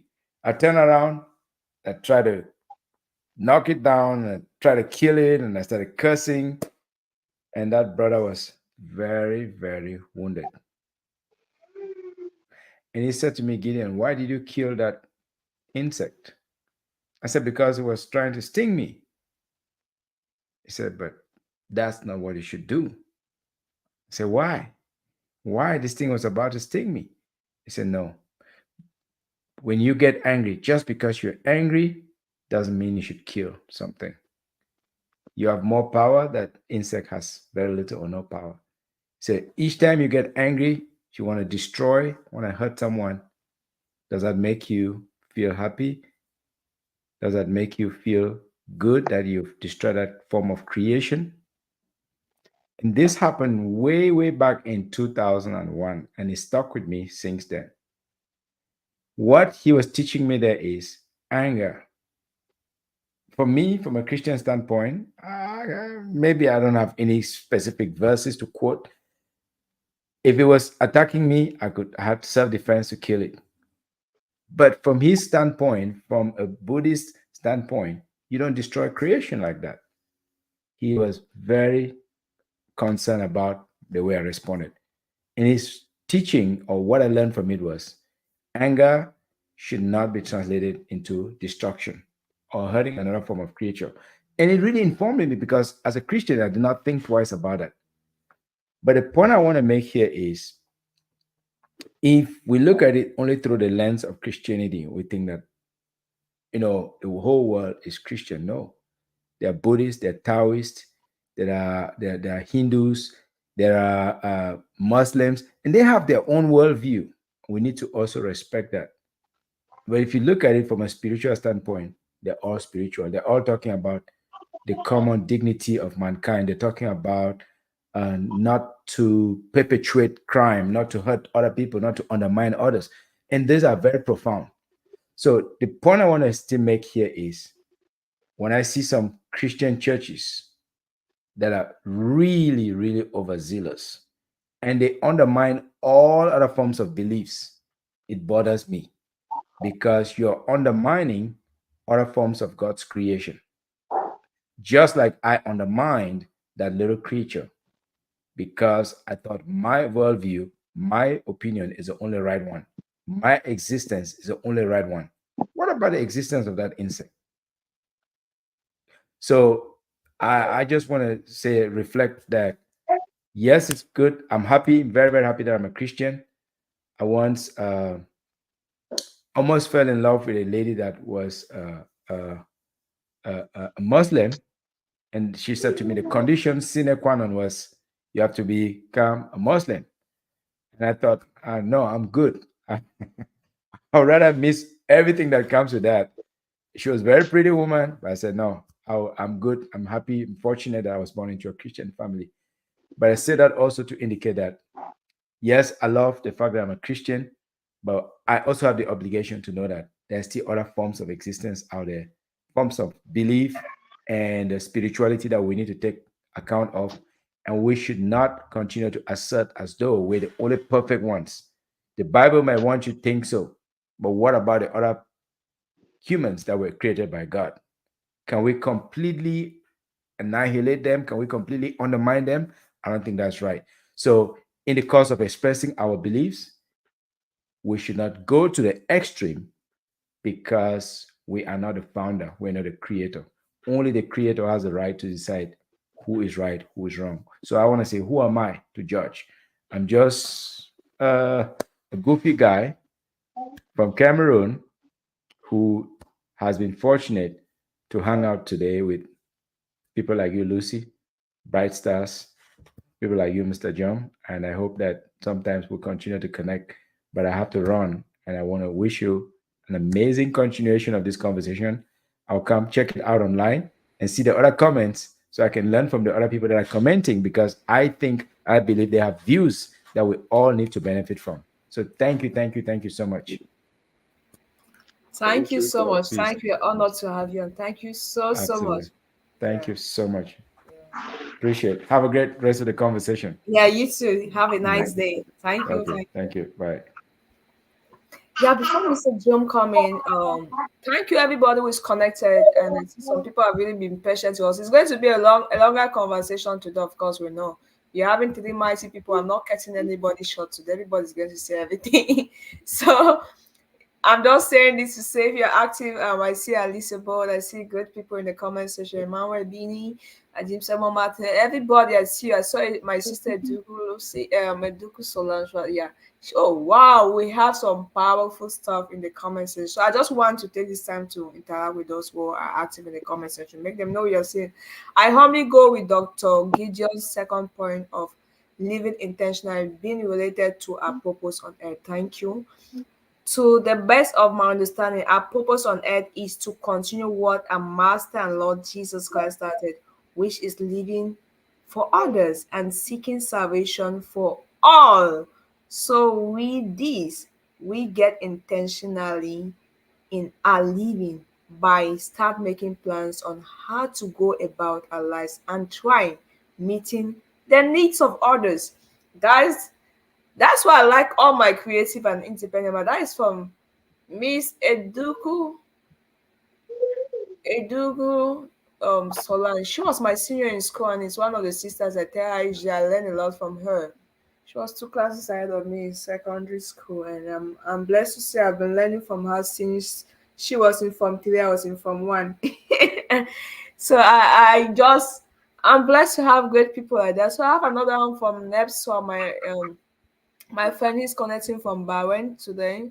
So I'm just going to, because it says some comments we may not have them after the live session. So guys who are joining, just be patient with us as we go through these amazing comments. He says that's Nepsol, this is Henry. So Nepsol Speed. He called himself the Oracle of Success, by the way. So those are people who are living intentional, as you can see from all the comments. He said, do you know who you are? So you know where you are. So you know where you are going. Do you know who you will be going with? I am leaving this session, I think, this much. So by the way, his approach, I like, he just asks questions. Like when you talk about intentional living, he just asking yourself questions. And so he just asked a couple of questions like, do you know who you are? Do you know where you're going? Do you know stuff like that? Purpose is because we took our time to ask these questions. Who am I? Where am I going? Who do I need? What do I have to do? So one thing I will say before my brother stops in is what my sister Miss Eduku Solan said. She said service, which is something I like about her. She has great projects. She's a proprietor, she's an educator, and I like her project. And I have had a couple of conversations with her, and that's why I told her that she has a lot of copying from her. I'm learning from her. Because I believe that at the end of the day, you cannot have purpose without service. If you answer all these questions right, you understand that you are living to serve people. At the end of the day, if you answer all these questions we are talking about, intentional, whatever, you will get the truth that you are living to serve people, to serve. It's not to receive. So if you get to that point of service, you not be like me this early Saturday morning. Lucy Ebini does not like to get up early. You know, but Saturday I had to talk with the one or two people to check who like to get up early today so that I can be live at this time. That days I don't even sleep. I was telling someone that the days I had to sleep when I was still doing lab work. I had to sleep in the lab. That's why now I am like I don't want to do lab work because I know what I have and people I have to serve. So to me, I don't wanted to lay emphasis that service is one thing that changed my perspective, and that is what made me as an introvert to go out. If I'm going out, even if it's at a funeral, at a where I'm going to serve, that is my mindset. Based on what? Because of understanding of some questions or answers to some questions that I got. Like, why am I here? What do I need to do? Who do I need? It come keyword that came. That's why, as I said, also like Dr. Gideon, one thing I like about him, he's very humble to serve. Key thing, serve, intentional. And I said it at the beginning for those who join late, intentional living and leadership. The word I will use for leadership to define, I'll say service. Those who are ready to serve are those who are ready to be leaders. It's not the men's mindset we have where people want to stay at the top and be able to control everybody at the bottom. So I just wanted to add my voice to those points before our brother take over to tell us like what are some of the things that you think religion has helped us as individuals, as a nation, and also our continent, community, and also what are some of the ones you think, oh, maybe we are going extreme.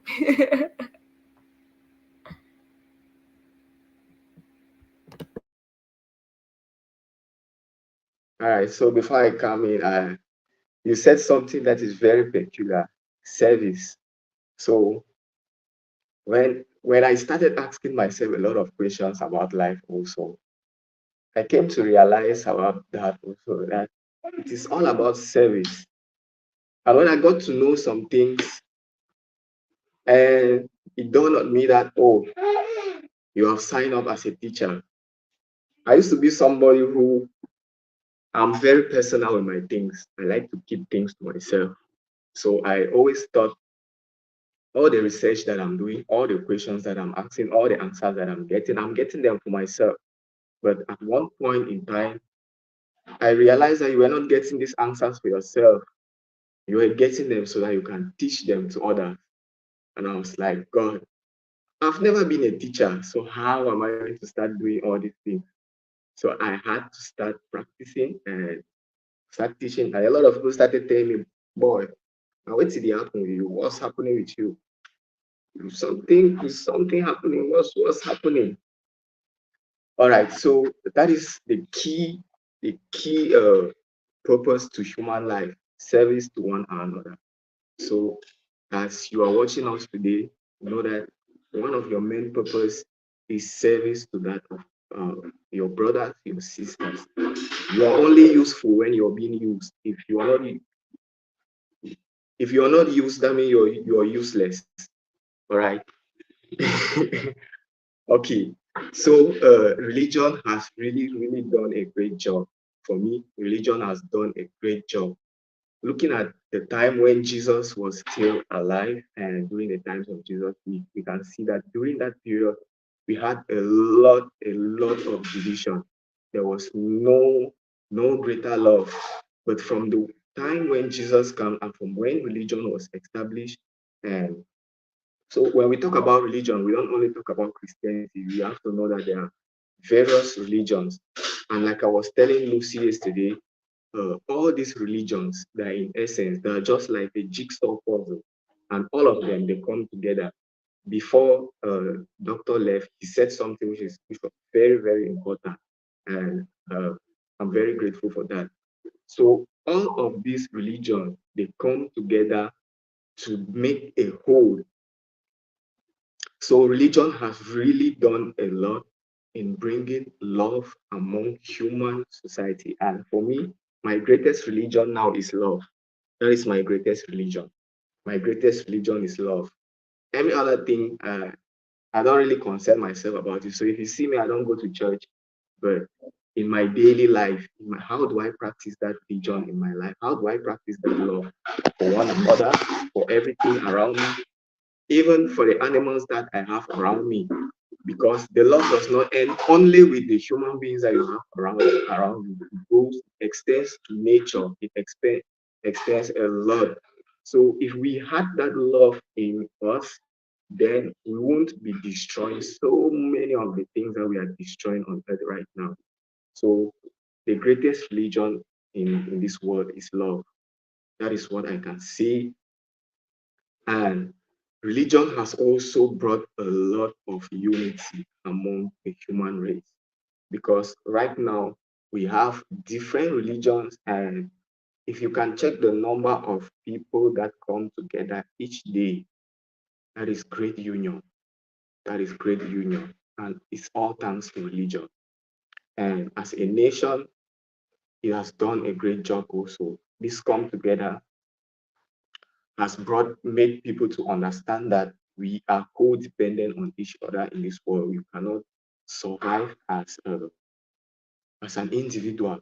We always need people. If I don't have you to listen to me, then if you don't have me to serve you, then who do I serve?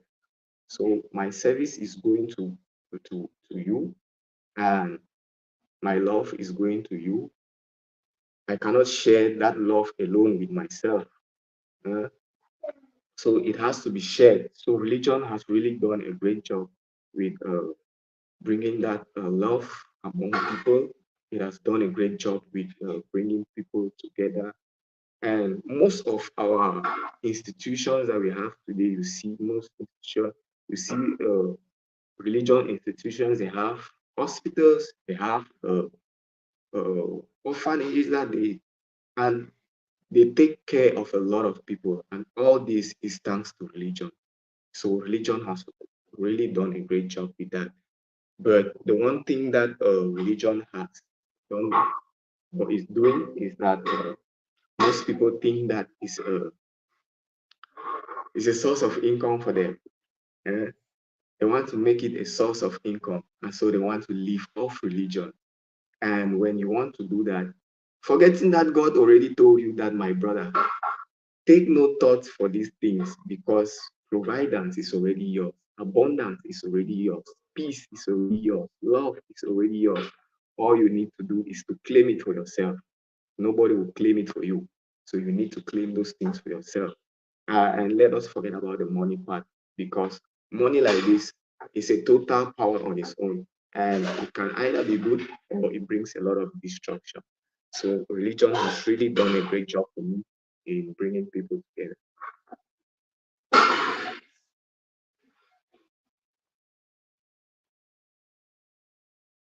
Thank you so much, Mr. Alpha. I just muted you a few minutes now, just so that I can talk, and the noise from your background doesn't. So thank you so much. You said you hit the nails on, and that's why I like you. And I like the people. So guys, if at this point you've been watching us, I was trying to check the different. We are streaming on Brightest Light, Brightest Light TV. That is our YouTube page. So if you are not yet following Brightest Light TV, make sure you stay connected with us. Our page on Facebook is Creative and Independent Minds. I know few people, I just checked now, few people may be watching from my profile, which is also live. But where you have most of these comments, just to say for those who want to get from other people's thoughts, most of the comments are on Creative and Independent Minds now. So I encourage you to follow all these platforms so that you stay connected with everything we are doing and everything we are seeing, what people are saying. Most of the people watch us from, because this program has been running from Creative and Independent Minds for more than a year now. So obviously, most of them are already used to that. This time we are live, we talk about things like this. If you're joining us for the first time, please make sure you subscribe, make sure you follow if it's on Facebook to stay connected. And Juma Faye is also doing an awesome job. He was, in fact, we both are introverts.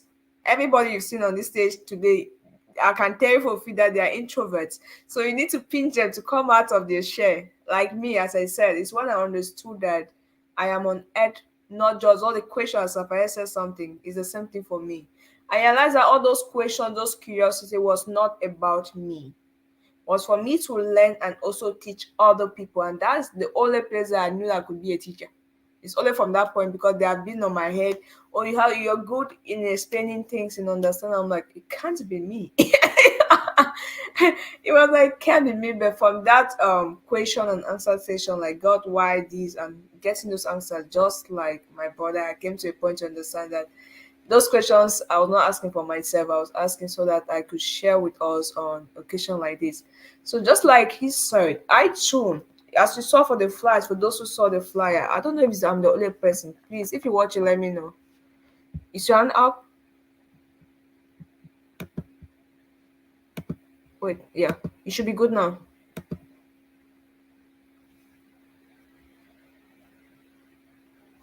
Was your hand up, please, of No, no, I was trying to send you something. I was just trying to say that I also talk a lot about mind, and one thing is that your mindset will determine the course of your life. So I also talk Good. a lot about mindset, We and are coming there. We are not running. You're not running. You're coming there. You will still talk yeah, about it today. Today's session, it and has to be full package. So you're not going. yeah. You talk about it. So I was just trying to say that people can also follow me on Facebook, Calm Mind. So I actually followed your advice and got a page so that I can share what I have on it. So thank you for that. So the name of the page is Calm Minds, and you can also follow You. that. Yeah. So please, before we post, what are the names of your pages? Because I know I shared one of your thing I posted. So another thing that I know one way is that once people like the post, they can easily follow the post. So I know Juma Faida is the one I know, right? Is that another one? That's my personal Oh, profile. that's your That's my profile. personal profile. So I Yeah, don't think I follow your page then. yeah. The other one is Calm Minds. Oh, I don't follow it. So please send it with us. If you have the Okay. link, you can send it here. Sometimes they delete, mostly YouTube, they automatically they delete the link sometimes. So after the video has dropped, you specifically, you're permitted to pin your link, because we don't allow people to post anything, how the media spaces, we try to, like, people don't post links. So you are allowed to post us a link of that. Then if I see it also during the week, guys, I will do my best to make sure I have that I follow it. Then I'll pin it both on same with Dr. Gideon. Dr. Gideon is doing live sessions. So he's bringing in great people to discuss about different things. So people open minds are people who want to learn. So that's the next step we're going to be talking about, by the way, mindset. So before we go, then I want to say something. And again, I want to hear from everybody who is connected at this point. Thank you all for all those who have been patient with us. Guys, it's been a long talking session today, but it's what it is. It's a block we need to bring down. So um if you're this person who learn and you don't change anything, I don't believe there's a need for us to learn. I just see I have a message here, so I want to check. Okay, good. He sent me a message. Cool. So I'm sending it. Calm Minds Facebook page. So I'm going to send it, but I will need a link to be easier for people to follow. I'm trying to see if I can copy the message you sent. Cool. So guys, I'm going to post it now in the comment section. So what I'm post, oh, what popped up? Okay. Okay, good. So I just sent us the calm minds. Calm. Awesome. Calm mind as in a calm person. He's very calm. So if you have a calm mind, you want a calm mind, or you have a calm mind, go to that page. I will be there, of course. I will be checking. So as I was saying, that sometimes we think we can change our results without changing the way we think. Ah, that is almost impossible. If you're this person who still think you can change how much you earn, you can change how much peace you have, you can change how you interact with people. Most of us are intro, like I said, all the three people you listen to, they're introvert. People who like their space. Personally, I like my space so much. If you know me personally, I like my space like so much. This Christmas time, and when we're growing up, typically Christmas time is the time that children move from the house to house, go and play, go and eat. I would stay in the house, and they were like, "Are you possessed?" I'm like, "I'm not going anywhere." And all the days you saw me going out, guys, know that they forced me to leave the house. They forced me like just go and walk somewhere. They didn't tell me where to go. That okay, go and give this thing to this person, and I'll go and give, and I'll come back. So I'm typical of that person who prefer to stay in the house all the time. But as we said today, something has to change. For us to have different results, we have to change something. Guys, so if you want to change your earnings, you want to change the level of peace you have, one thing you have to change in your mindset. So I have a specific question to Mr. Afaya and everybody. It's a very specific question. What specifically can you say to you is the effect of fixed minds to us as individuals? And again, all the questions are also related to communities, to our different communities, because we said today, at the end of the day, there's no way you can be spiritual and you don't serve. The more spiritual you become, the more you want to serve. That's why Jesus would prefer to wash the feet of the disciples rather than the disciple washing his feet. If you get it to that level, that is what it is. So the more spiritual, I didn't say religious, but the more religious you become, I'll talk about that one after. So, what do we think are some of the effects of fixed minds to us as individual and to us as a community or as a nation or as a continent? All right. So um, that's a very good question and a very difficult one also. Okay, so if we look at the nature of things uh, happening around us, around the world, or the way nature is itself, it is always changing.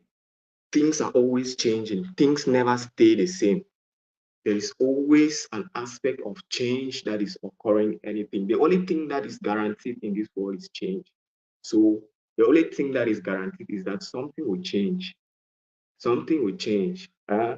So that is the only thing that is guaranteed.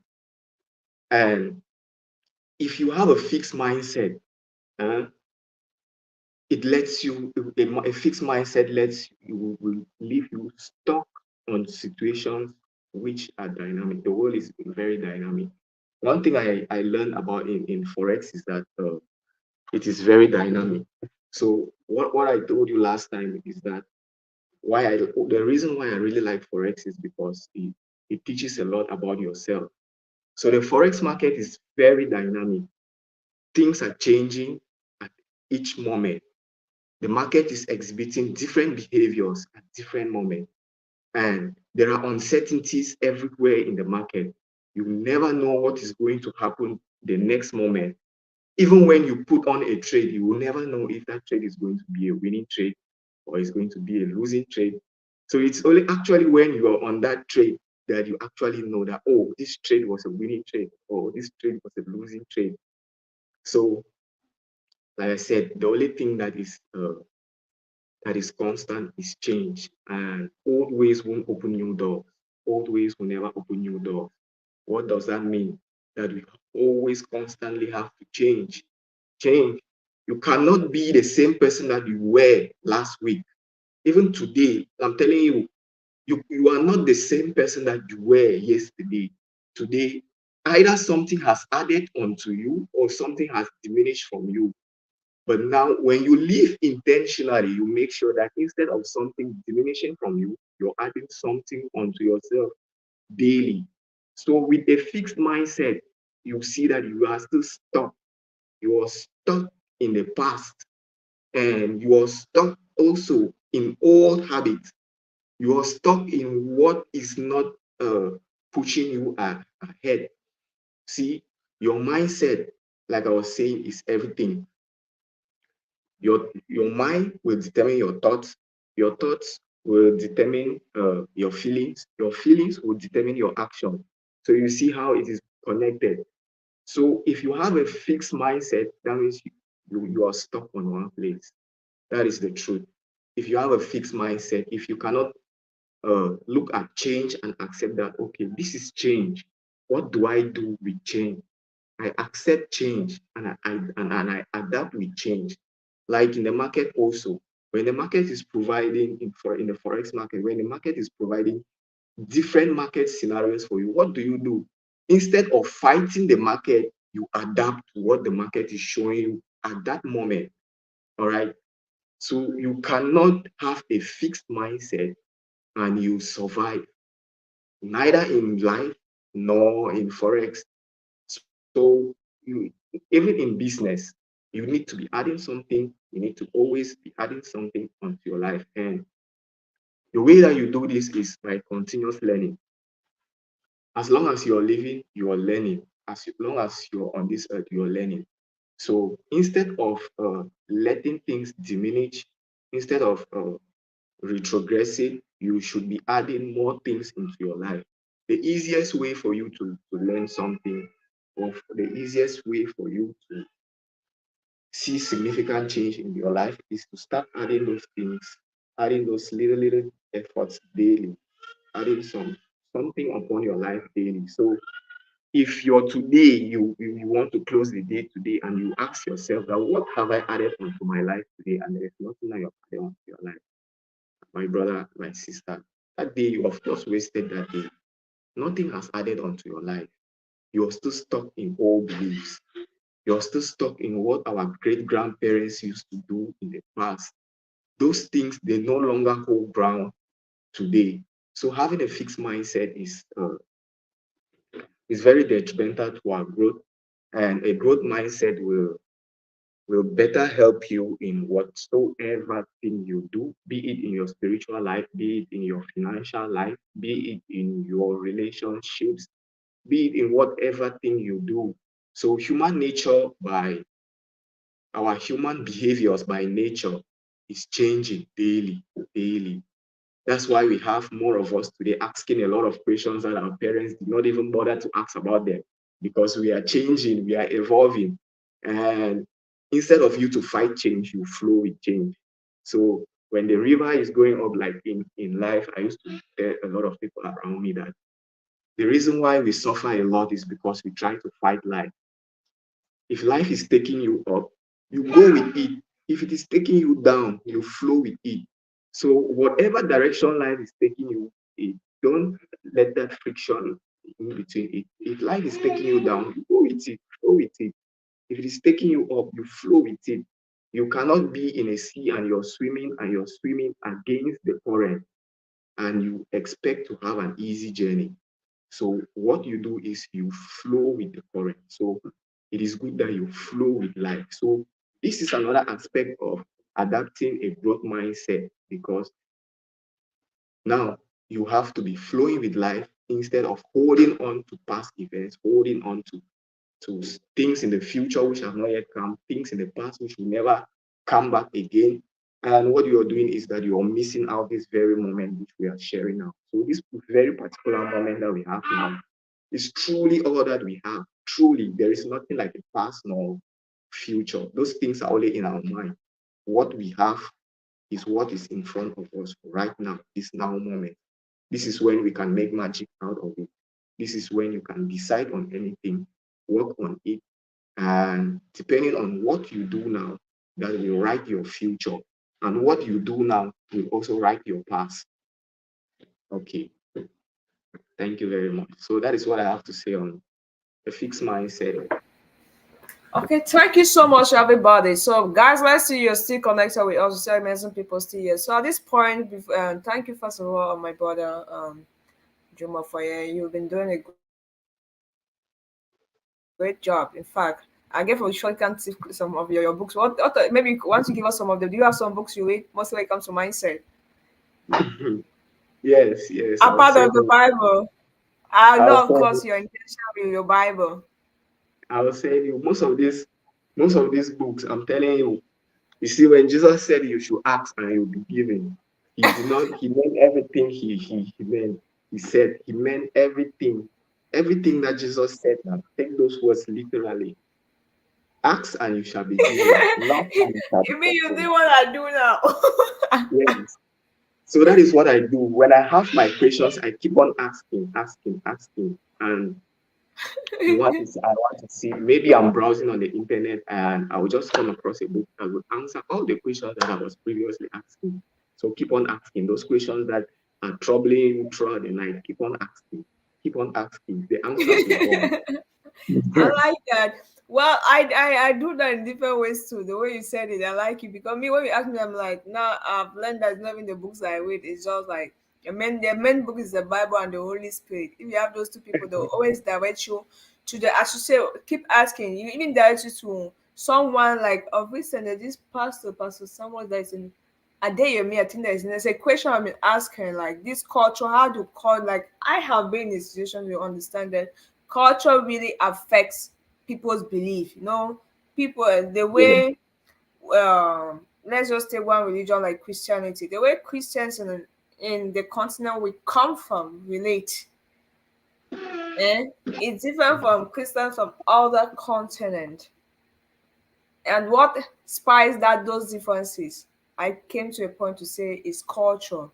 And also let's check now the generations. With this generation of tech, guys, let me hear your thoughts in the comments. In the generation of tech and when there was no tech, the way Christianity is going, if you still have the mindset of when there was no tech, that the ones who are doing it online, for example, are the fake ones, the ones that are building, going in that big building, are the real ones, things like that. That those shifts, it comes to what culture.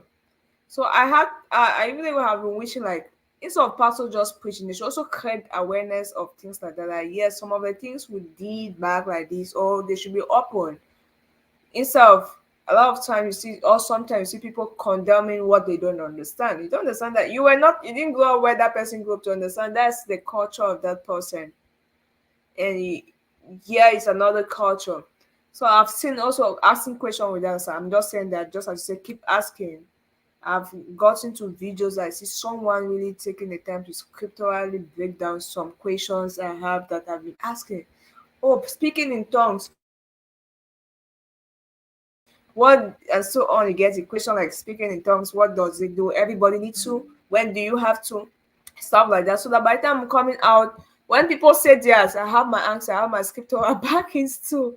So I see a comment says, thanks so much to you all. It's been a great session. Learned a lot. Please, I will recommend we read this book.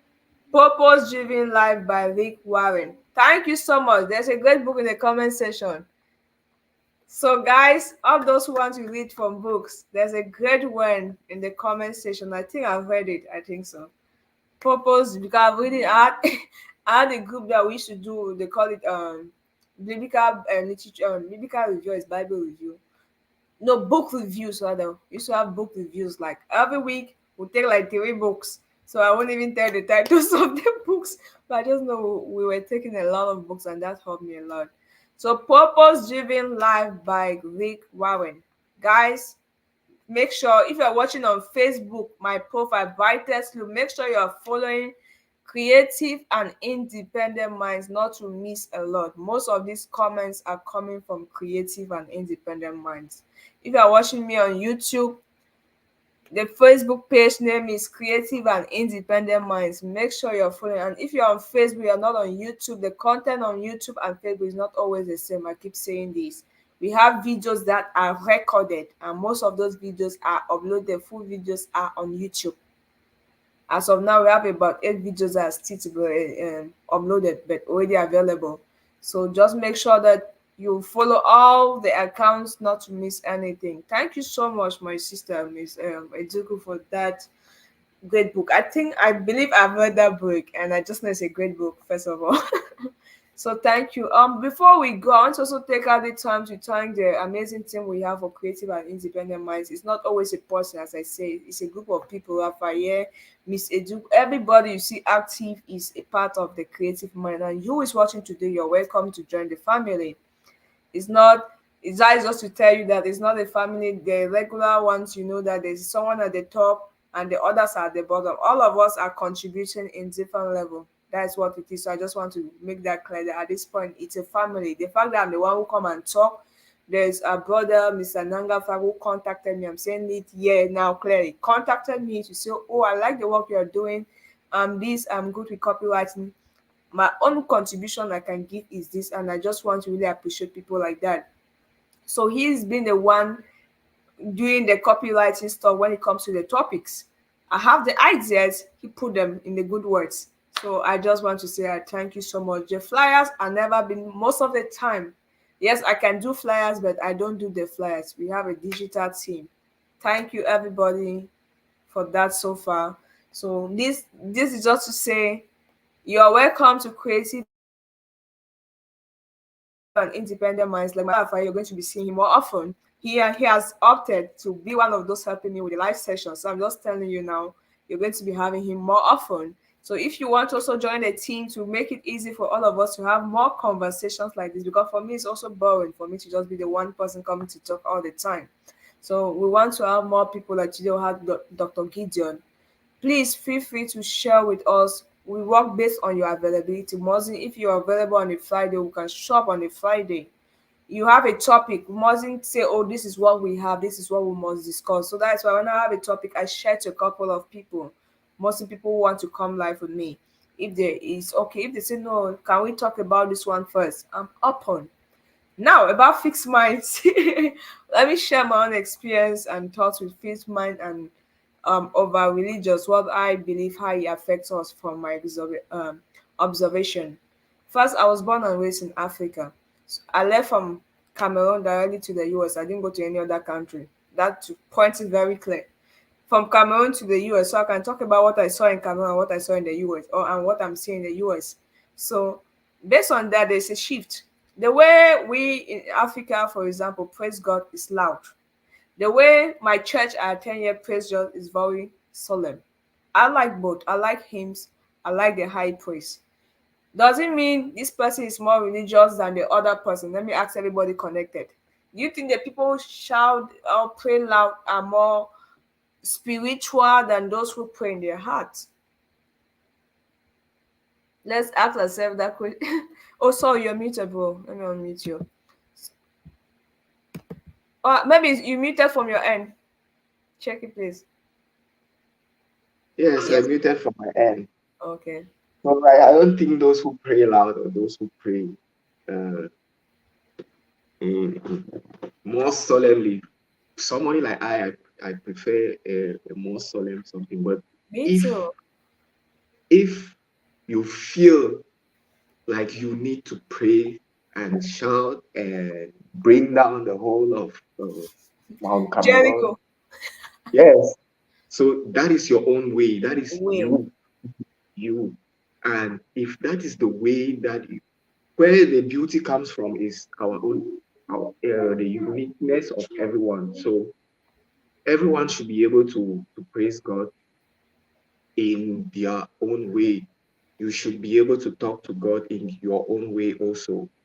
So it is very important for you to first of all know yourself and know what is best for you, so that you know if shouting and praising God is the best for you, or if Yes, yeah. praying very solemnly is good for you. But I don't think that anybody is above any other person. So Exactly. yes, we are all on the same journey, but we have different paths. And it is when we are trying to be like everybody else that we jump out of the Everybody, group. yeah. Yeah, Exactly. so that is what I think. I don't know what those in the comment section think. Please just share Yes, your. those active. Let's hear from you. So for me, that's my first concern because now being intentional and being spiritual instead of being just religious, I see a lot of time people feel like okay, the way I praise God, the things I do is what you or other Christians supposed to do or other people who are spiritual. Even the way I play, like I see a situation, I was just talking with my dad, like someone was like, oh, she's a Catholic and she said, oh, I put Jesus first, I'll do this. And, people would Cali respect some people worship Mary, you get it? Yeah, But you see, they are different. Not all Catholics really worship Mary. The particular case is not the one who worship Mary. She just respect and people take it out of context. So for me as a person, I don't believe that because this is my doctrine or this is a doctrine I follow, it's what everybody must follow.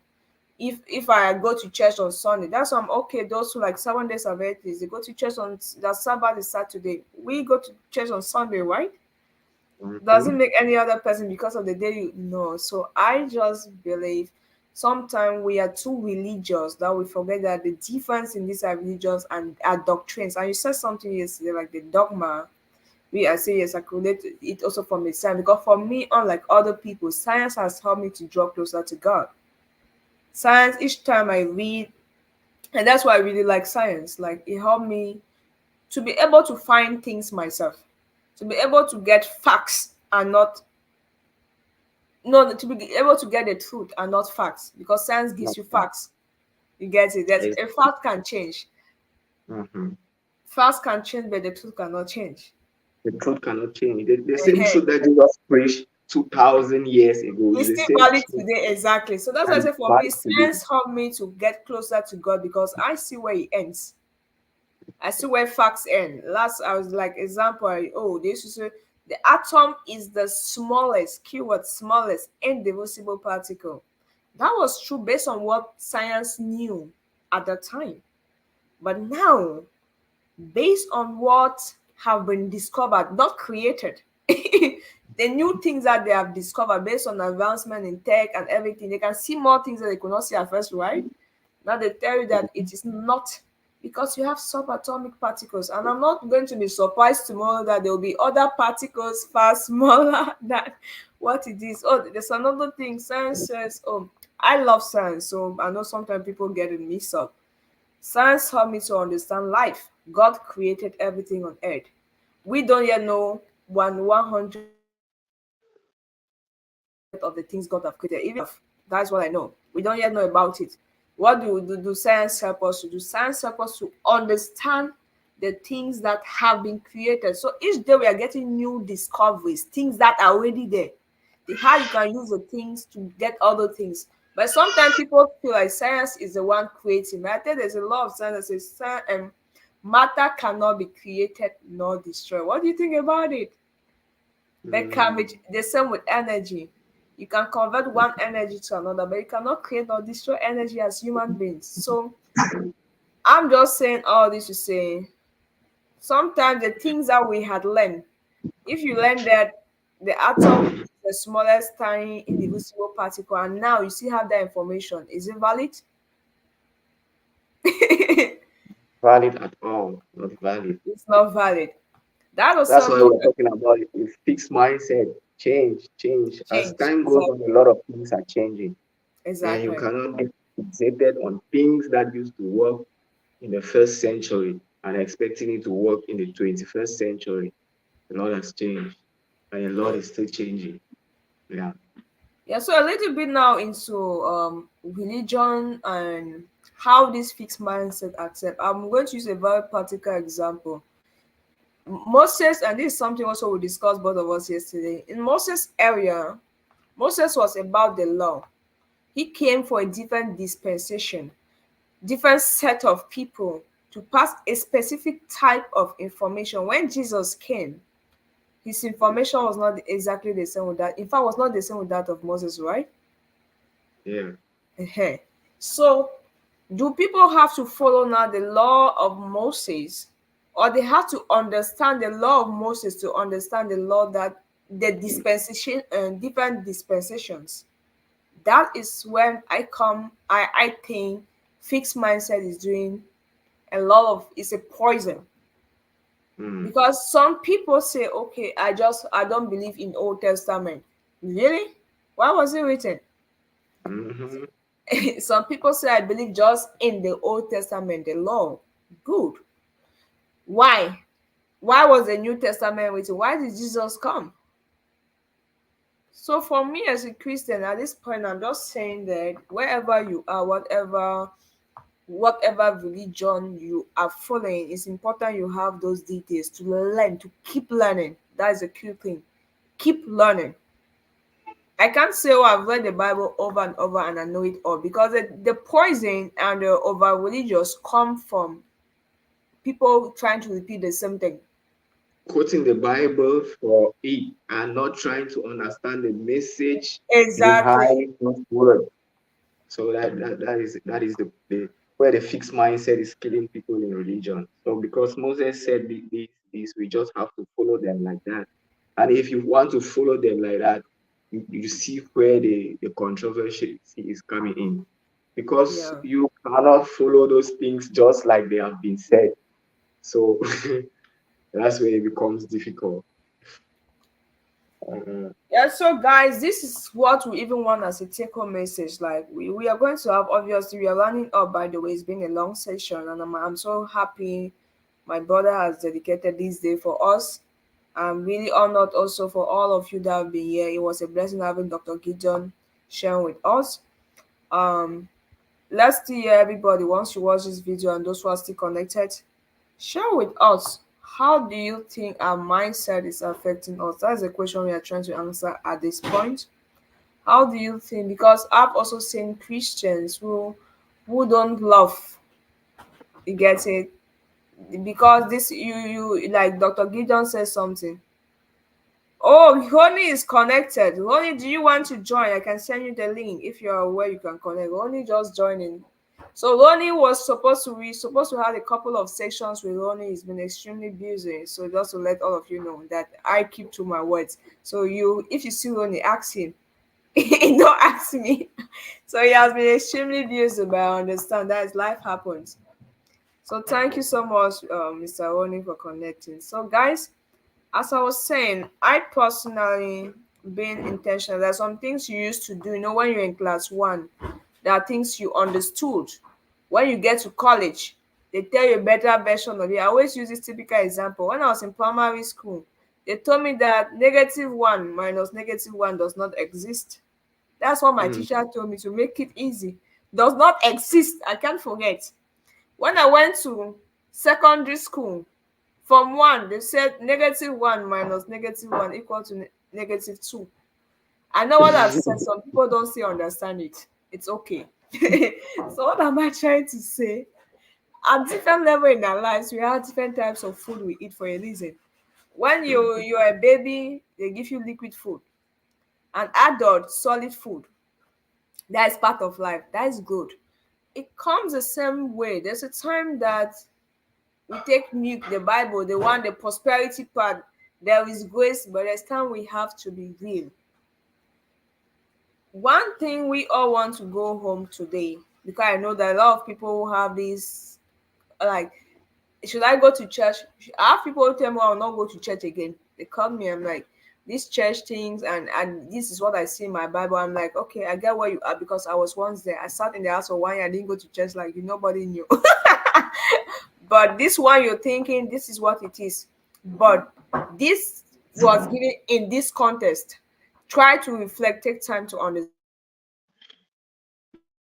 it. You see that it's different from, because if you get to a point and say you're not going to church, first it's going to be maybe from where you see every person doing something wrong, and it's, of course, they'll not ever do everything right. But if you become too judgmental, you feel like every church is wrong.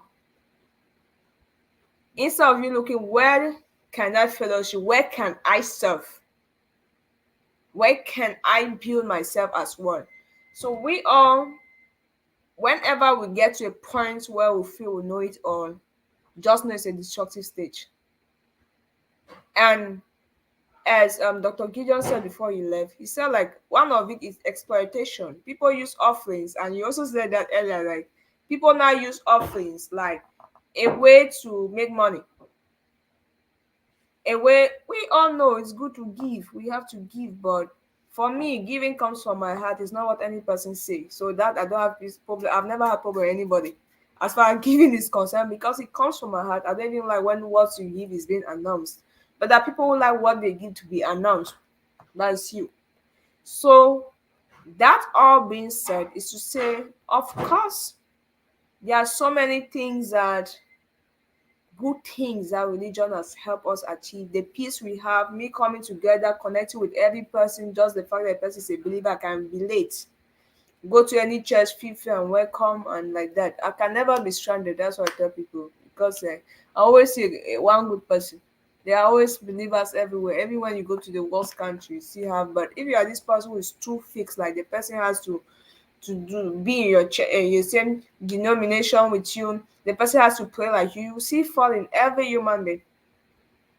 And guess what? What is the consequence? There's more division. There's more hypocrisy.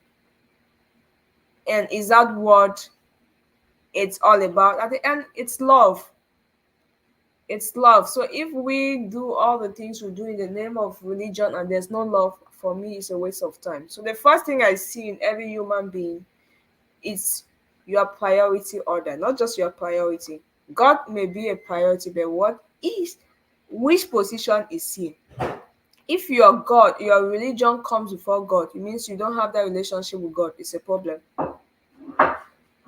If you are not open that God can show you new things, like what I said in this way, like when you're going up, go up. But I say in this way, like once you have your spiritual, God will tell you how to go. That is just the reality. It's not going to be you, I know where to go.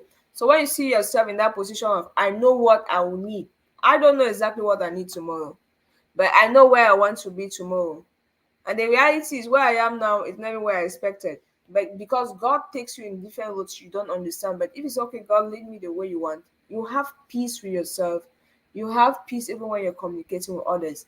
We have more grace for one another. We will not be there. I've seen different men of God pointing like condemning. It's good to there's a way we resolve problems. So the way you solve your problem tells the type of person you are. We live in a time that sometimes you get people angry, they come straight, they come live, come and do a video. The type of video they do will tell you who truly they are when they're angry. So it's when we get mad that you really know who truly we are. Of course, this is just to say our mindset, our religion may be a poison to ourselves and to a community if we don't have the right priorities. If we don't have love, if love is not at the center of it, if you are looking at who is right, who is wrong, I may be right, I may be wrong, but the way he corrects me matter. If you come to condemn me instead of like helping me, of course you're not helping me because I may be depressed because of what you said, not because of what I did. The same people wanted to stone the prostitute. We know what Jesus did. So for me, we all should be more loving and accommodate each other in love. Even if somebody is not having the same religion with you, the person is a Buddhist, it's the way you treat that person that the person will even want to really know your religion. If you don't treat that person well, the person will like start. If this person does not love even animals, you see people even check the way you treat animals. As Dr. Gideon was saying, the way you treat animals, the way you take care of your nature, people check that. The way you talk to people, the way you treat people at the workplace, that is what people really see. They don't see all those quotation we quote. So yes, another thing that Abodo said is with regards to the fact that some people pray for God to give you money. Pray for God to give you things that He has shown you what to do. That is still part of being over religious. Like we feel sometimes we have to pray for everything. You pray and God gives instructions. So if God gives instruction and you don't hear, you're waiting for your pastor to tell you or for the miracle to occur. So yes, it's been a great day. For me, I think we are going to end here. But I'll leave it for a brother if he has a take-home message for every one of us. With regards to this session today. So for those who just joined, I'll just read what we had on the flyer as a topic for today, not what we posted. What we posted is just a summary of what it is. And we are here same time. We started about 2 hours, 30 minutes ago. It's been a good session and a long one. And our topic, I'm trying to get to you all. Let me get to the topic. Give me a few seconds.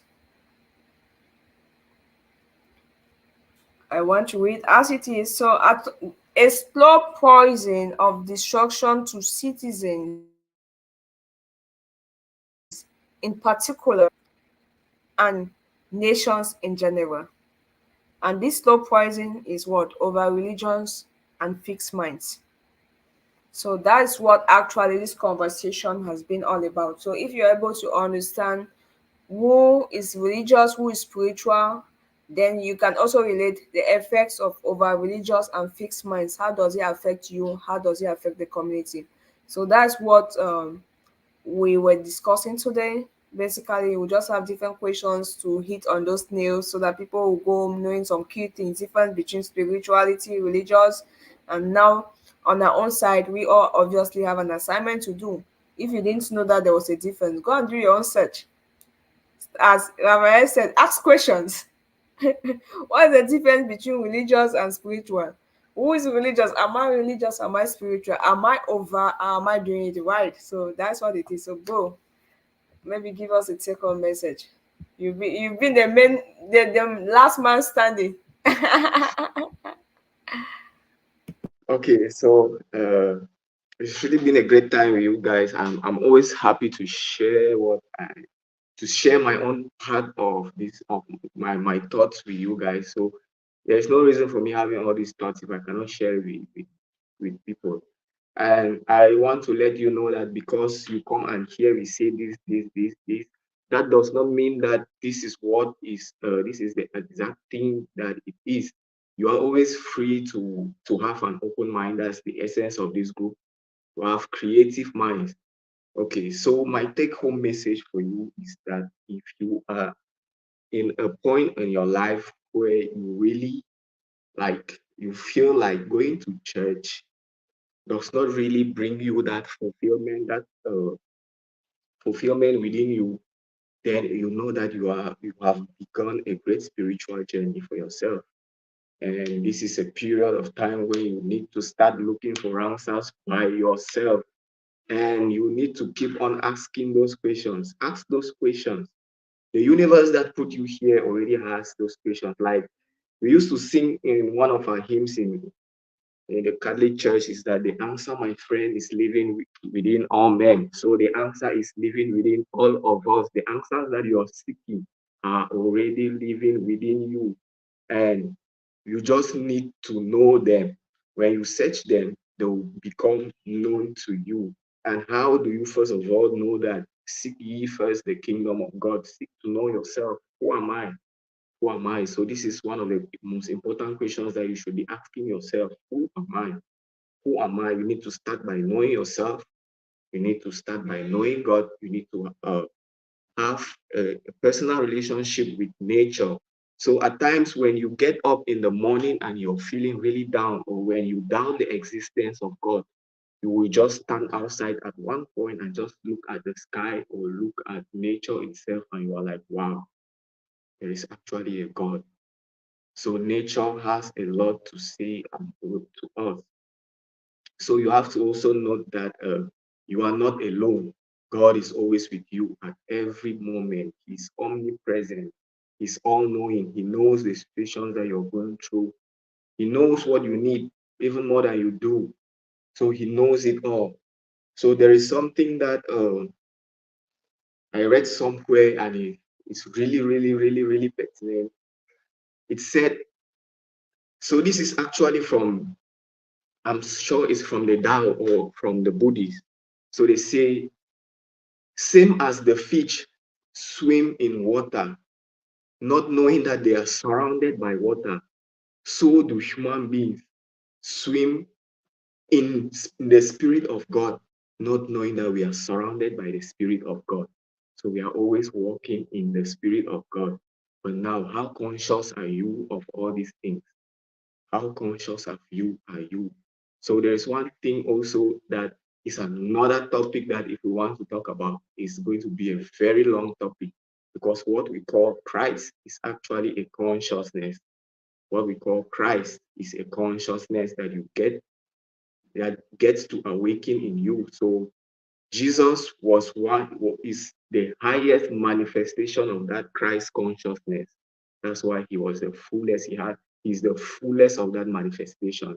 And I like talking about him a lot because he's the perfect example, and his teachings were so simple. But now, when the understanding of those words are what is difficult for us. So I hope that you got to learn a lot today, and keep on asking, keep on searching, keep on knocking. Keep on finding, and all that you seek, you will get. And know that there is never a moment when God's love does not surround you. You are always surrounded by God's love. Do not be bothered. I'm telling you, do not be bothered about what is going to happen, what is not going to happen, because that guidance that brought you into this world still has you under its control and is taking care of you. It will provide your food, it will provide everything for you, it will provide whatever you need. It will bring in the right people into your life, and it will show you the way that you must walk to, if only you surrender to it. So you have to surrender to God's plan for His plans to be able to work in your life perfectly.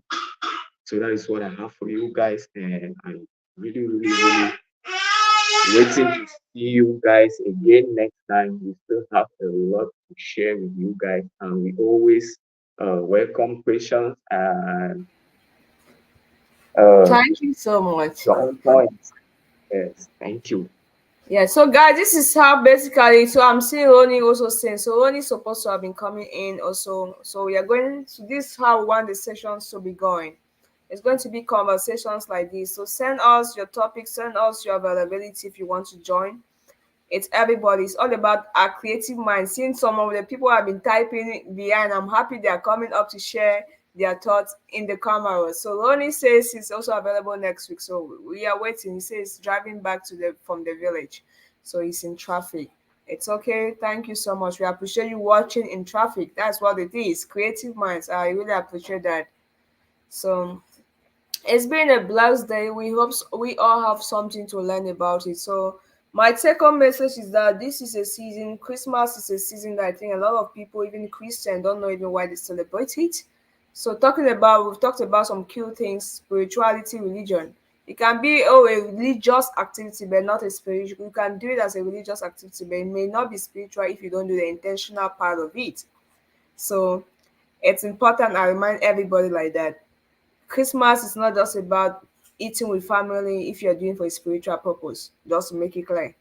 It's not just about the love, the way we do it traditionally or religiously. It's more about you taking out time to have that reflection, to ask, how far are you actually in this journey? Are you on the right path? Are there some people you have to forgive? Are there some things you have to let go? It's important. Are there some things you have to talk about? Sometimes we have people that, oh, they have hurt us and we don't want to address those situations. This is a season for me, I think. If you're spiritual, it's that season. The year has been, God has been merciful from January to December. This is December, right? If your year starts in January, this is like the ending of the year 2023. It's not just the 25th, because a lot of people celebrate the 25th of December. I don't know why. And the 31st, pray for miracles to happen in the new year. I saw that tradition going on. Like people who don't go to church on the 25th of December, especially on the 31st. You guys tell me why. Let me know. Because for me, I don't understand you guys. Then after the first Sunday, New Year Day, they are not even in that same church they went to. People even change their church. Typical my country people. The churches are always full on the 31st and on Easter Sunday. I came to US, I saw the same thing. I don't know why. But I just want to say Christmas is not just about the 25th of December. It's a season. It's a season that people why Jesus came. What messages were told before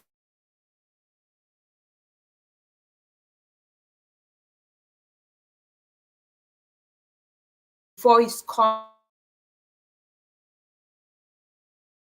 If you are celebrating it because you go to church, because like me, typically we have the nice lessons, which are always good. I love it so much. The 9 lessons before the Eve, but it makes nothing.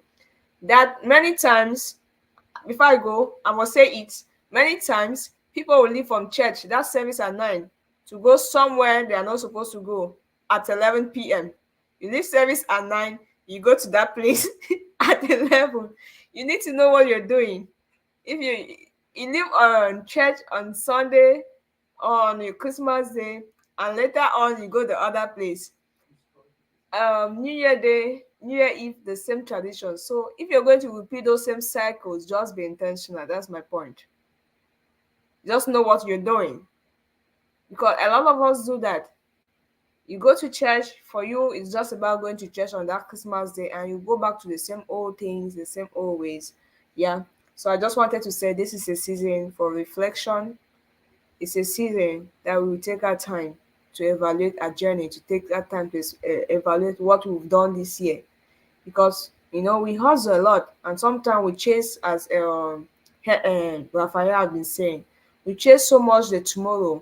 How the monies we want to make. It's good to, if you know me, I'm still a financial consultant, and I will talk about it. I'm still a scientist, but we need to know our priorities. What comes first, money or what? So just be true to yourself. Take out the time to reflect. That is just my own take home message. That whatever you're doing is intentional. It's not just being religious or following the crowd or what you've been doing cultural, traditionally, whatever. Let's be serious. Take our lives personal. Okay, it's been a great day. Thank you for everybody. I see some people jumping in. Make sure you stay connected with us. Facebook profile, Brightest Loom.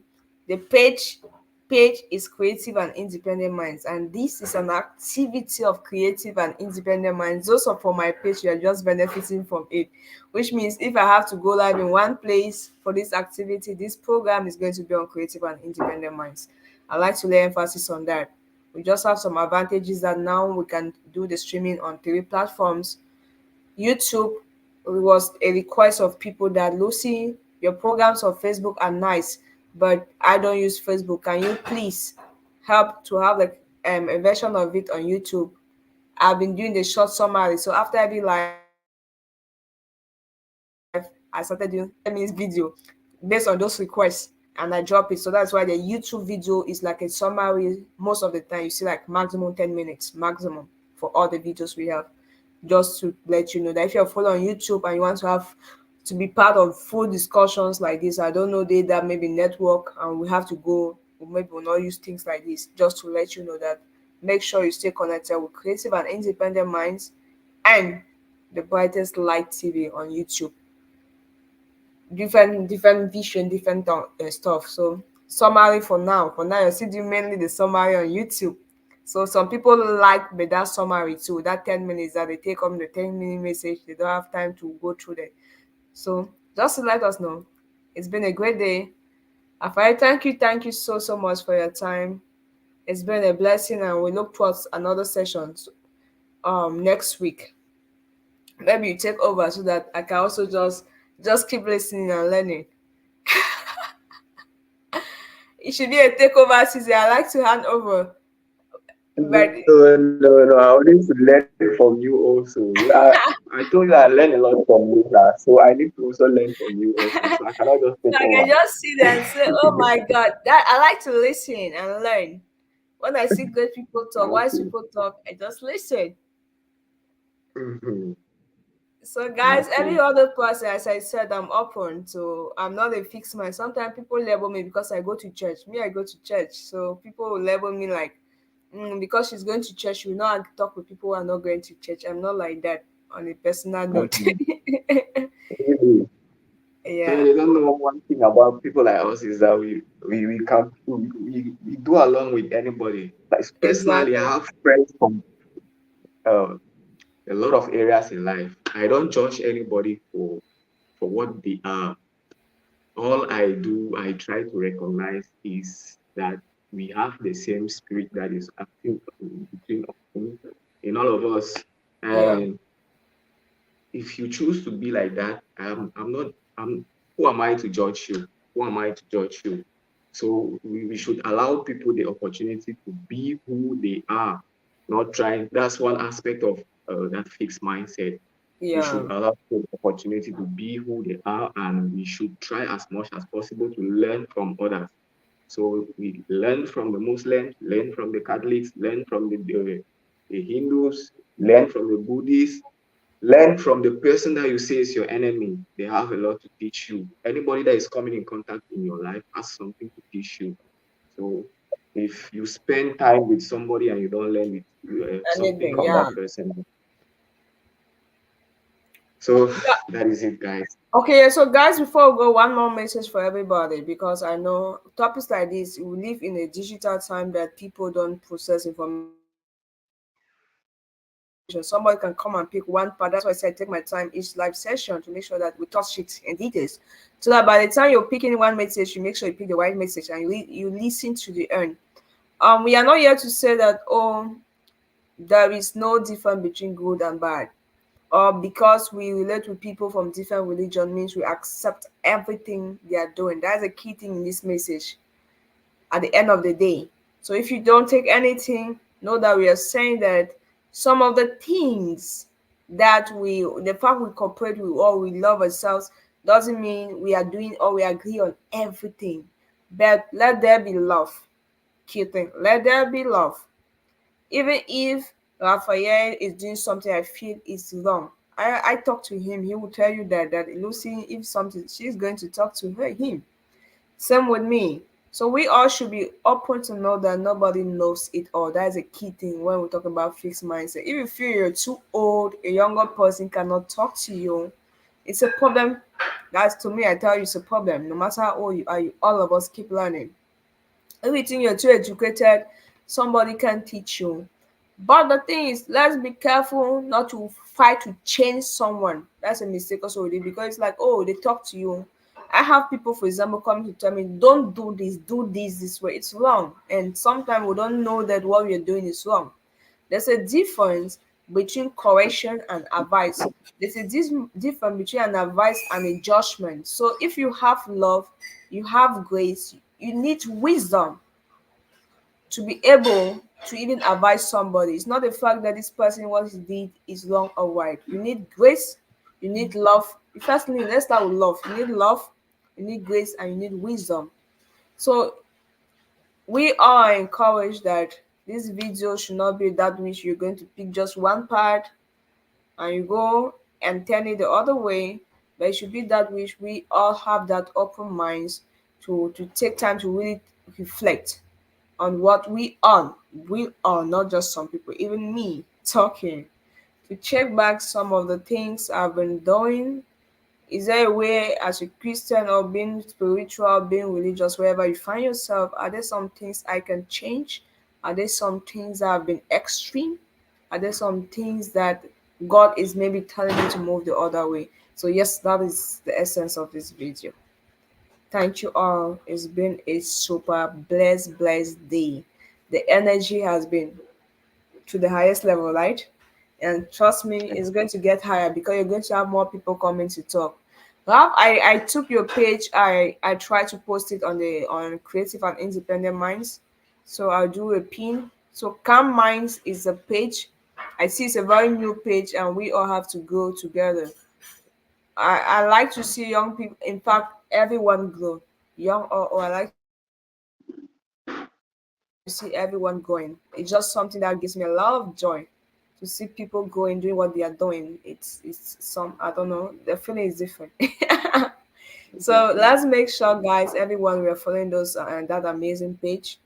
He's a great mind, as you can see. He's a great mind we all can learn from, irrespective of where you are. You can be in America, but you have the wrong mindset. That's what it is.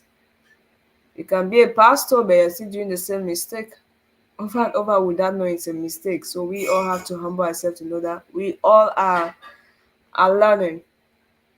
We all Yeah. are, we may be in different levels, different type of grace, but we all are learning. I don't know it all. That's why I still listen. I want other people to come live to share with me, to share with us, so we all can learn. Stay blessed, people. Enjoy the rest of your weekend. For those who are enjoying Thanksgiving season or with family, enjoy Thanksgiving. But make sure you know what you're thanking God for, not just the traditional way. That's another season. I know people will just do what they have been doing. Make sure you know what specifically you're thanking God for. Stay blessed. Love you all. Bye bye. Bye.